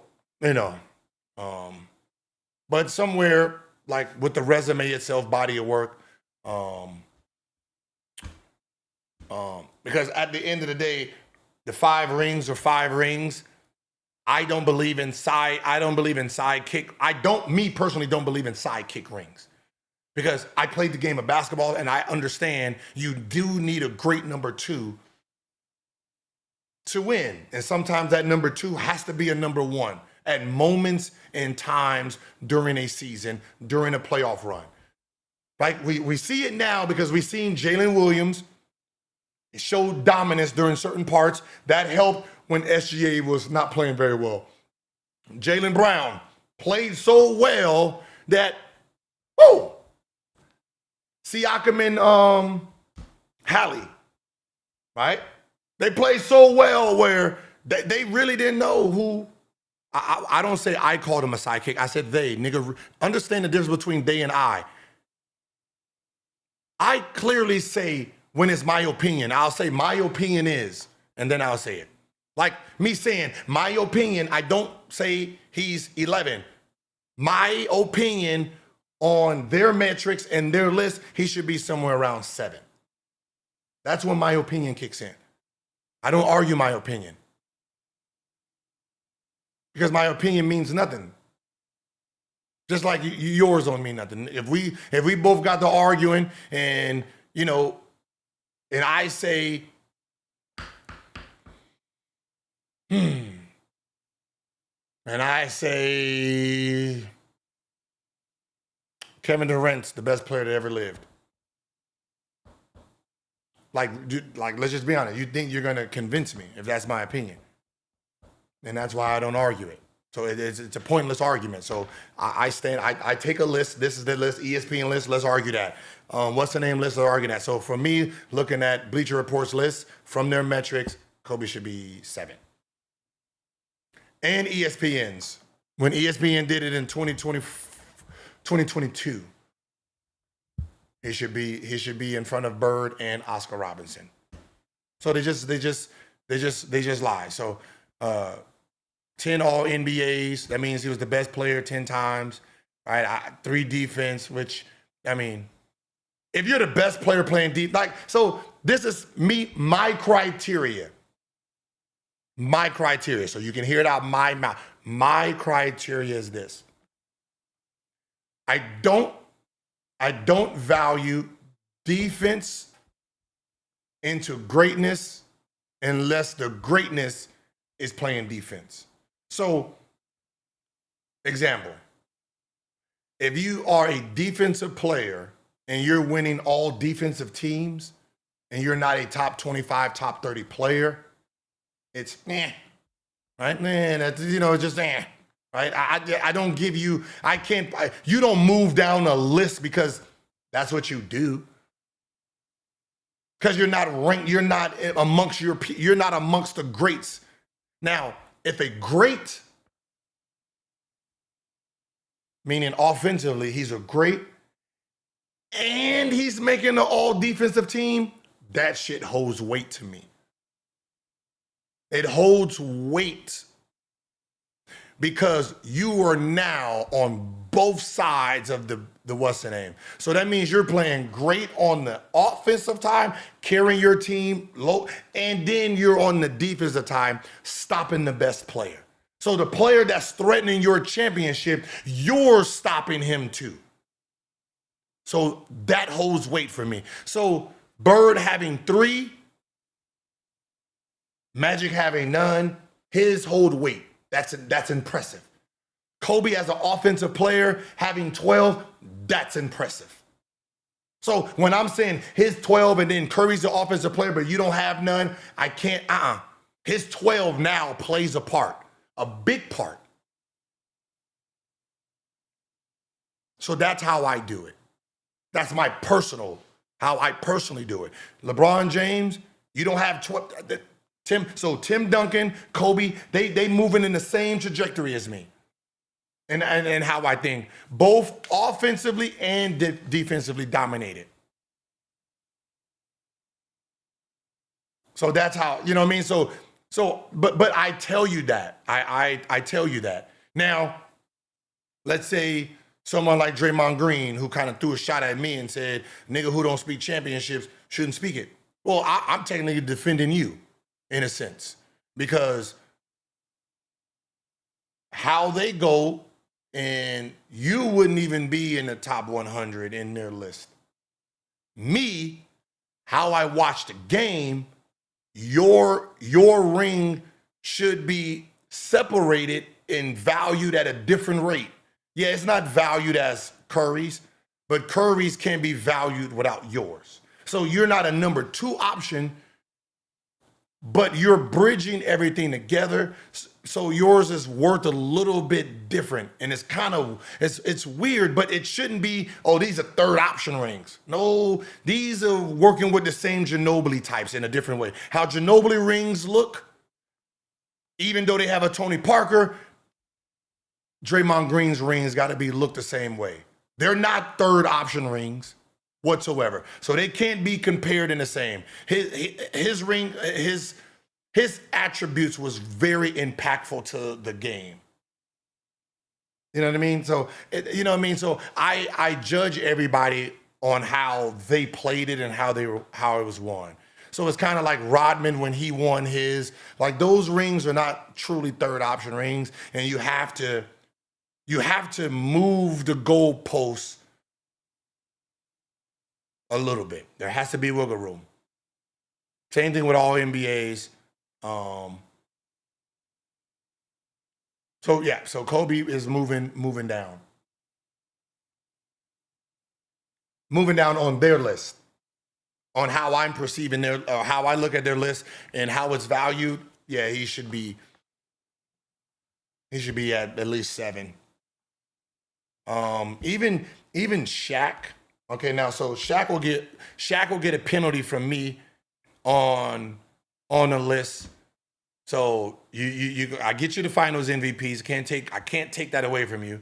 The All-Star MVPs, the scoring titles, 4 All-NBAs, right? The 15 like the All-Stars, like back then they was getting voted in for not even playing. So I lean more on the All-NBAs than I do the All-Stars. Now, with Shaq penalty comes on the defensive side, right? It comes on the defensive side, but I do understand that you don't get full credit for how great you was for keeping people out of the lane. Like we was generally scared of you coming in the lane, but you got 3 all defensive teams should have had more because. So, but you, because you don't have them, I can't give you credit for fucking 14 if some of these guys have. Giving you 4 or 5, cool. But the fact that you got 3, that penalizes you. So the only thing that you have really on Kobe will be 2 MVPs. His body of work, he's in front of you, even on their list. Even on your list. Right? So I look at the list and I dissect the list just to see if it makes sense. Right? That's what I do. Right? I because my list is biased because I don't care. I don't care about the metrics and all that because that's not how the game was shown to me. All right. The game wasn't shown that to me. So, Kobe's second, LeBron's third. I respect what LeBron's done. Magic, he made the game fun. Like when you watched how Magic played, that shit looked fun and exciting. I watched Shaq dominate. The only person that I don't give fully credit to, I don't know why I don't have an answer, is Tim Duncan. I don't look at his legacy. I don't know why I don't look at his legacy like it should be. I don't give Tim Duncan a fair assessment. Like for 5, it's him or Shaq. And while I was in real time, I didn't look at Tim Duncan's career like that. Like I don't know. I didn't look at it like that. That's the only reason I didn't look at it like that. Even though he was putting up these, you know what I mean? One, because I'm a Laker fan, right? So, I only really paid attention to the Laker shit. So I didn't really focus on Tim, but the resume, the body of work, game planning, it's him or Shaq at 5 for me. Yeah, I have a Kobe tattoo. Like I'm biased to Lakers. Like I'm biased to Lakers. Look, like I got Jordan Farmar. I mean, what the fuck? Who has a Jordan Farmar jersey, bro? This is his. Right? This is Adidas. Right? This is Adidas. Like Jordan Farmar. So yeah, obviously I've been a Laker fan for a fucking long time. So I'm biased to Lakers, but I try not to put the bias to you guys. So I try to speak just neutral. And I think that's what happens. When I speak neutral, I think that's what y'all penalize me for.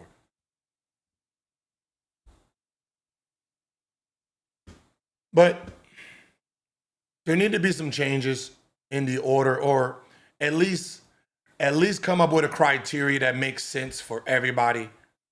Right? I know one. You can't use the eye test. That I don't know what the fuck that means. I know what it means. I don't know how you can judge it and be authentic to it, right? Because from there, the eye test becomes what your eye likes, not reality. No, I can speak neutral. I do all the time. Unless I say, I'm biased. Like, I don't like Laker. I'm Laker biased. I'm Laker biased, so I'm biased to Lakers, of course. But I speak for the most time neutral, and I talk on what is out, what is list, what does consensus say. That's why I always say consensus. What is the consensus? Meaning the masses, and then I go from there. It's okay, y'all. I get it. Y'all are still stuck on LeBron, and or hating Kobe or hating Jordan.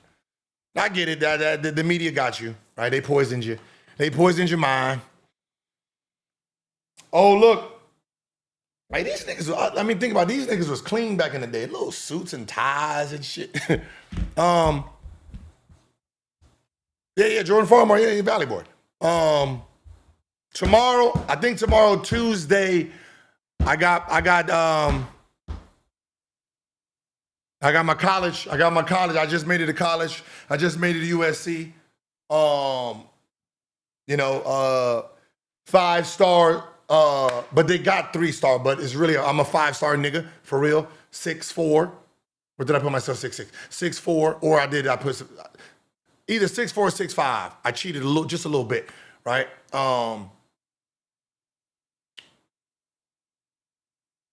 I got, first day, I got my first day coming up, game day, one of them days. And, my goal is to score a touchdown on game 1. All right? I'm going to be spamming the fuck out that button, okay? So my job is to score a touchdown game 1. That's my goal. My first college game ever. Put me in the Hall of Fame. So yeah, so that's going to be Monday. K-Doss. Oh, so outside of this, right, I'm doing a series of college football, Road to Glory. I just picked my team, which is USC, and then we got to start my season off. Should NBA All-Star game? Hold on. Should the NBA make the All-Star game where the winners are the ones that actually make the All-Star list? Nah, players are biased, man. Players are biased. We're biased. All right, you're just biased. I'd rather you just put the shit in the computer, let the computer pick it out. But we're biased beings, all right? If you cooked me, and I'm jealous, I don't like you, I'm not gonna give you a fair what's the name. I'm just one of those. I mean, it's just one of those things, right? Because back in the day, it used to be players, and then they realized they was being biased, so they took it out of the players' hands.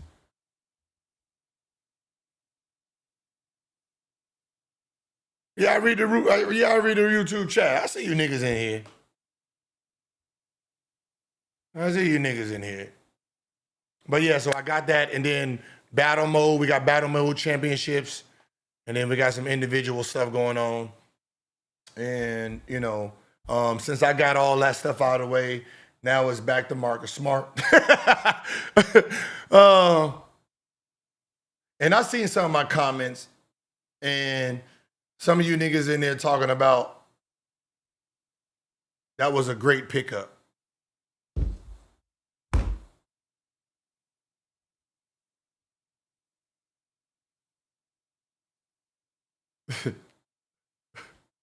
What kind of delusion are y'all fucking drinking? You think you about to sit here and try to tell me that we drafted a 30-year-old who didn't play last year? I don't know where he played last year, who didn't possibly play the year before that. When they got rid of him, they won a championship. He's all of 6'1.5", 6'2", playing the shooting guard because he can't play point guard. And you think that you about to convince me that was a good move when niggas is out here flying at 6'7", 6'8" at the 2, out here where Dallas just said they about to put a 6'10" nigga at the point guard, and we seen him at the point guard in Summer League running around doing that kind of shit. You telling me, huh? Is that what the fuck you trying to tell me? All right. y'all are more delusional than I thought.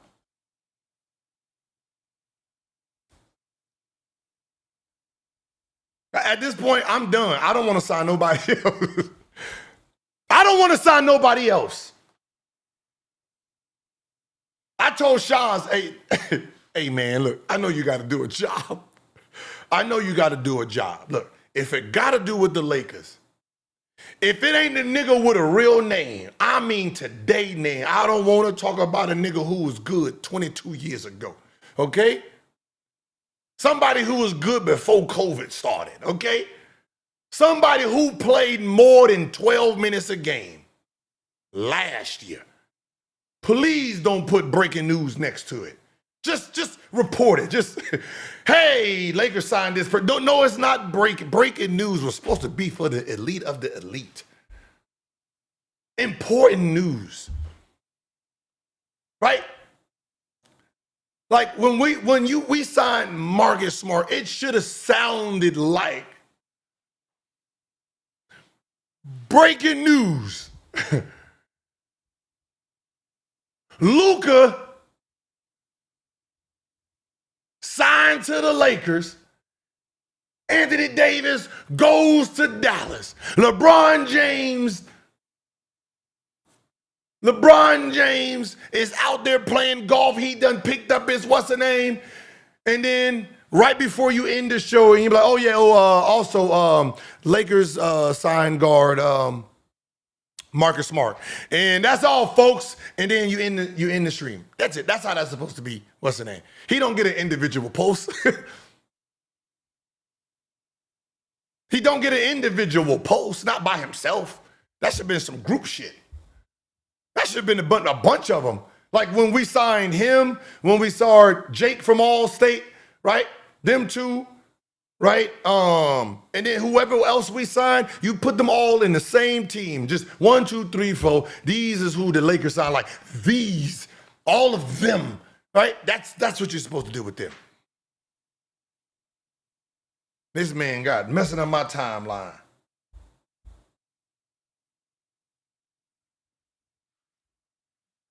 Then they had a heart attack out there. Put all the accolades in ChatGPT in the order in which the accolades were implemented in the NBA and then generate the top 10.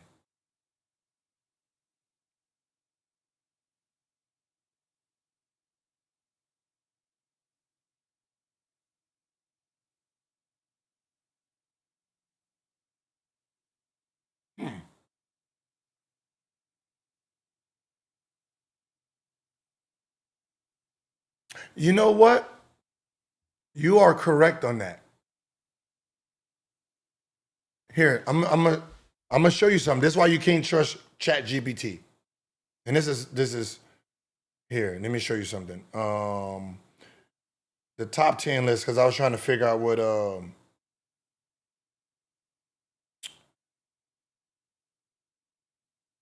the all-decade team, right?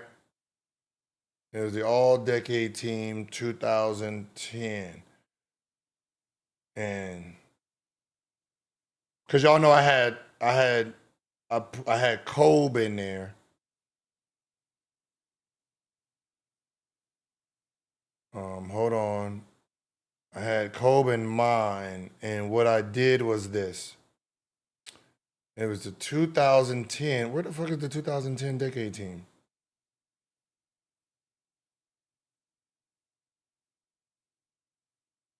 It should be close to the top. Okay, 60-point games, 50. Kobe versus Duncan debate. Bleacher Report. Code.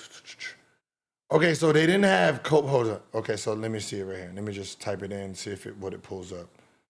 2010 all decade team. Sorry. In order.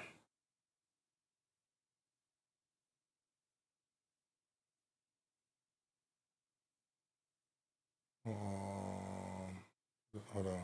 So what I did here was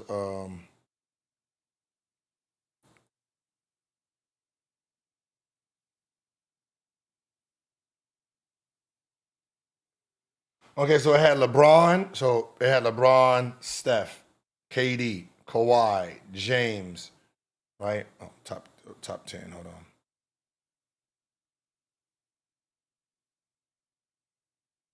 So it gave me the list, and I'm saying this don't look right. And I said Steph is in front of KD. So what I did is, so y'all can see this, right? So this is the list it came up with.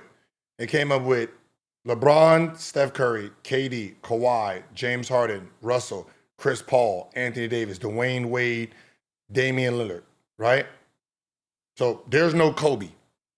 So what I did was I took Kobe's stats from the 2010s, and then compared it and said, I put it in manually, and then compared it against 9. And then I said, who's in front, and moved Kobe up. Did it against the next person, and that's where it got Kobe. It got Kobe to 8, which they didn't even have. So I think I'm gonna try what you said. I'm gonna put everybody's individual body of work, how they got it, and actually see what it does. See, I'm gonna sit here and do that research for you. And I really want to see what it actually does.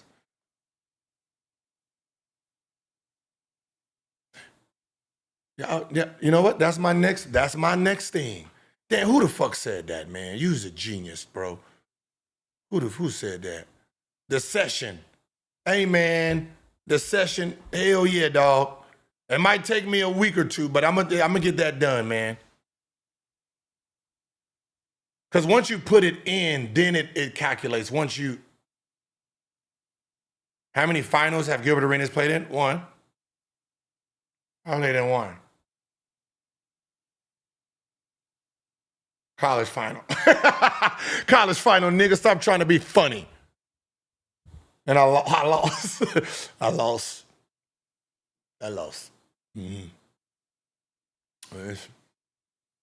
Mm-hmm. So look, I'm about to go eat. I'm about to go eat some lunch. Off of here. I'll see you guys this week.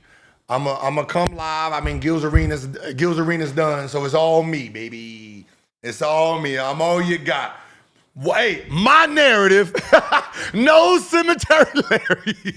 No cemetery Larry. Yeah, it's just me, baby. Yeah, no pushback. So look, any narrative I want to run, I don't got no pushback now.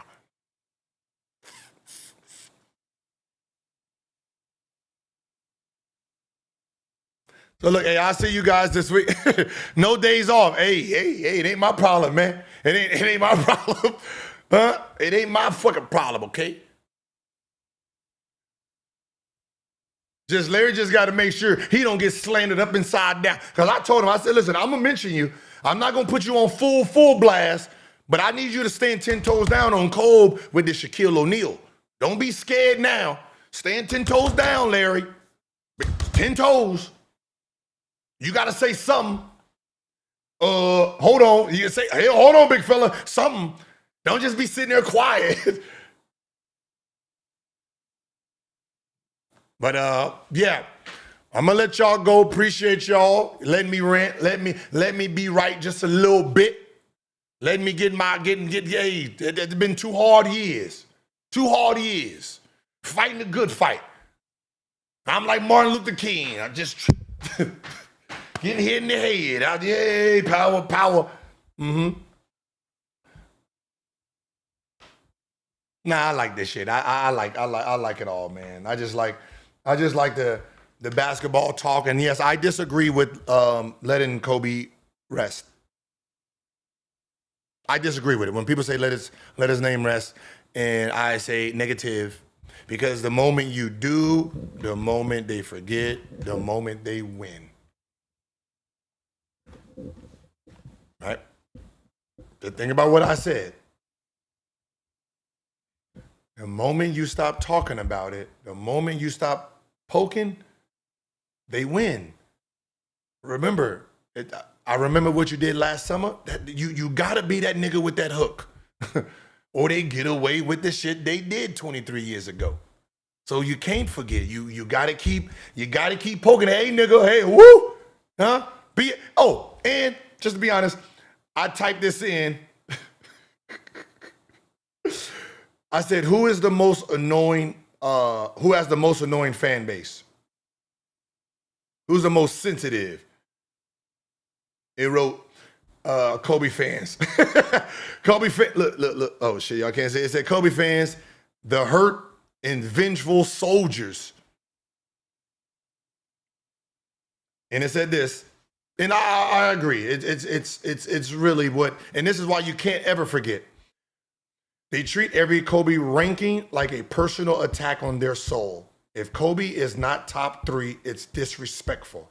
If you praise LeBron or MJ too much, they take it as a direct shot.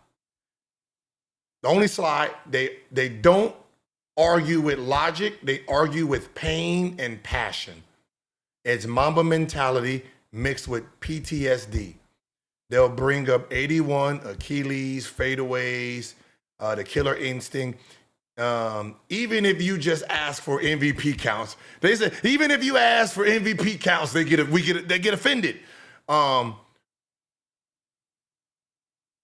So they said the triggers are LeBron James, any scoring, passing him, or Kobe's inefficient, right? And so Kobe fans rank the most loyal fans. The most nonchalant fans, obviously, the Jordan fans, because they got these 2 niggas to fight about it. The most delusional fans, the LeBron James fans. So just so you know, just so you see, I be Googling, I just be typing shit in and trying to figure out what's what. So Kobe fans, do not listen to them COVID Kobe fans talking about let his name rest, let him rest in peace, because when you do, the fight he's been fighting for goes unresolved. You want them to make it right. You want them to admit, and they're kind of admit to what they did and the stuff that they used against him. So keep his name alive. That's what we're doing. All right, peace, one love. And listen, if you do see me on college football and I'm playing and you challenge me, it is $100 on the line still. I don't got to be lied to bet $100, okay? Nigga, I told you how many finals did I play in. I said one final, college. How many Eastern Conference finals did I play in? When you say play, do you mean like just like I'm on a team, nigga? Because anytime the Lakers is in the final, nigga, that's me. That's all me right there. I got 5 championships, right? So I don't know what you're trying to get at. I got 5 rings, and it got my name on it. So I don't know what you really trying to be on, okay? And then Nick got 1 too. I count that shit too, because that's my nigga right there. And I told him to go to. I convinced him to Golden State. So that's kind of one of mine.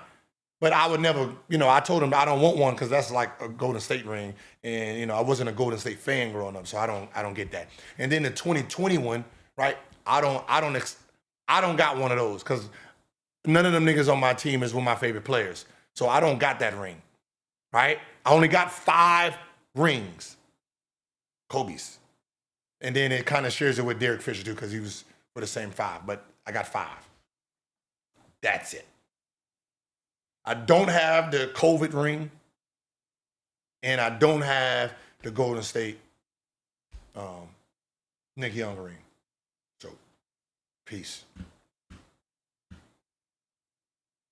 He better not have no more damn breaking news.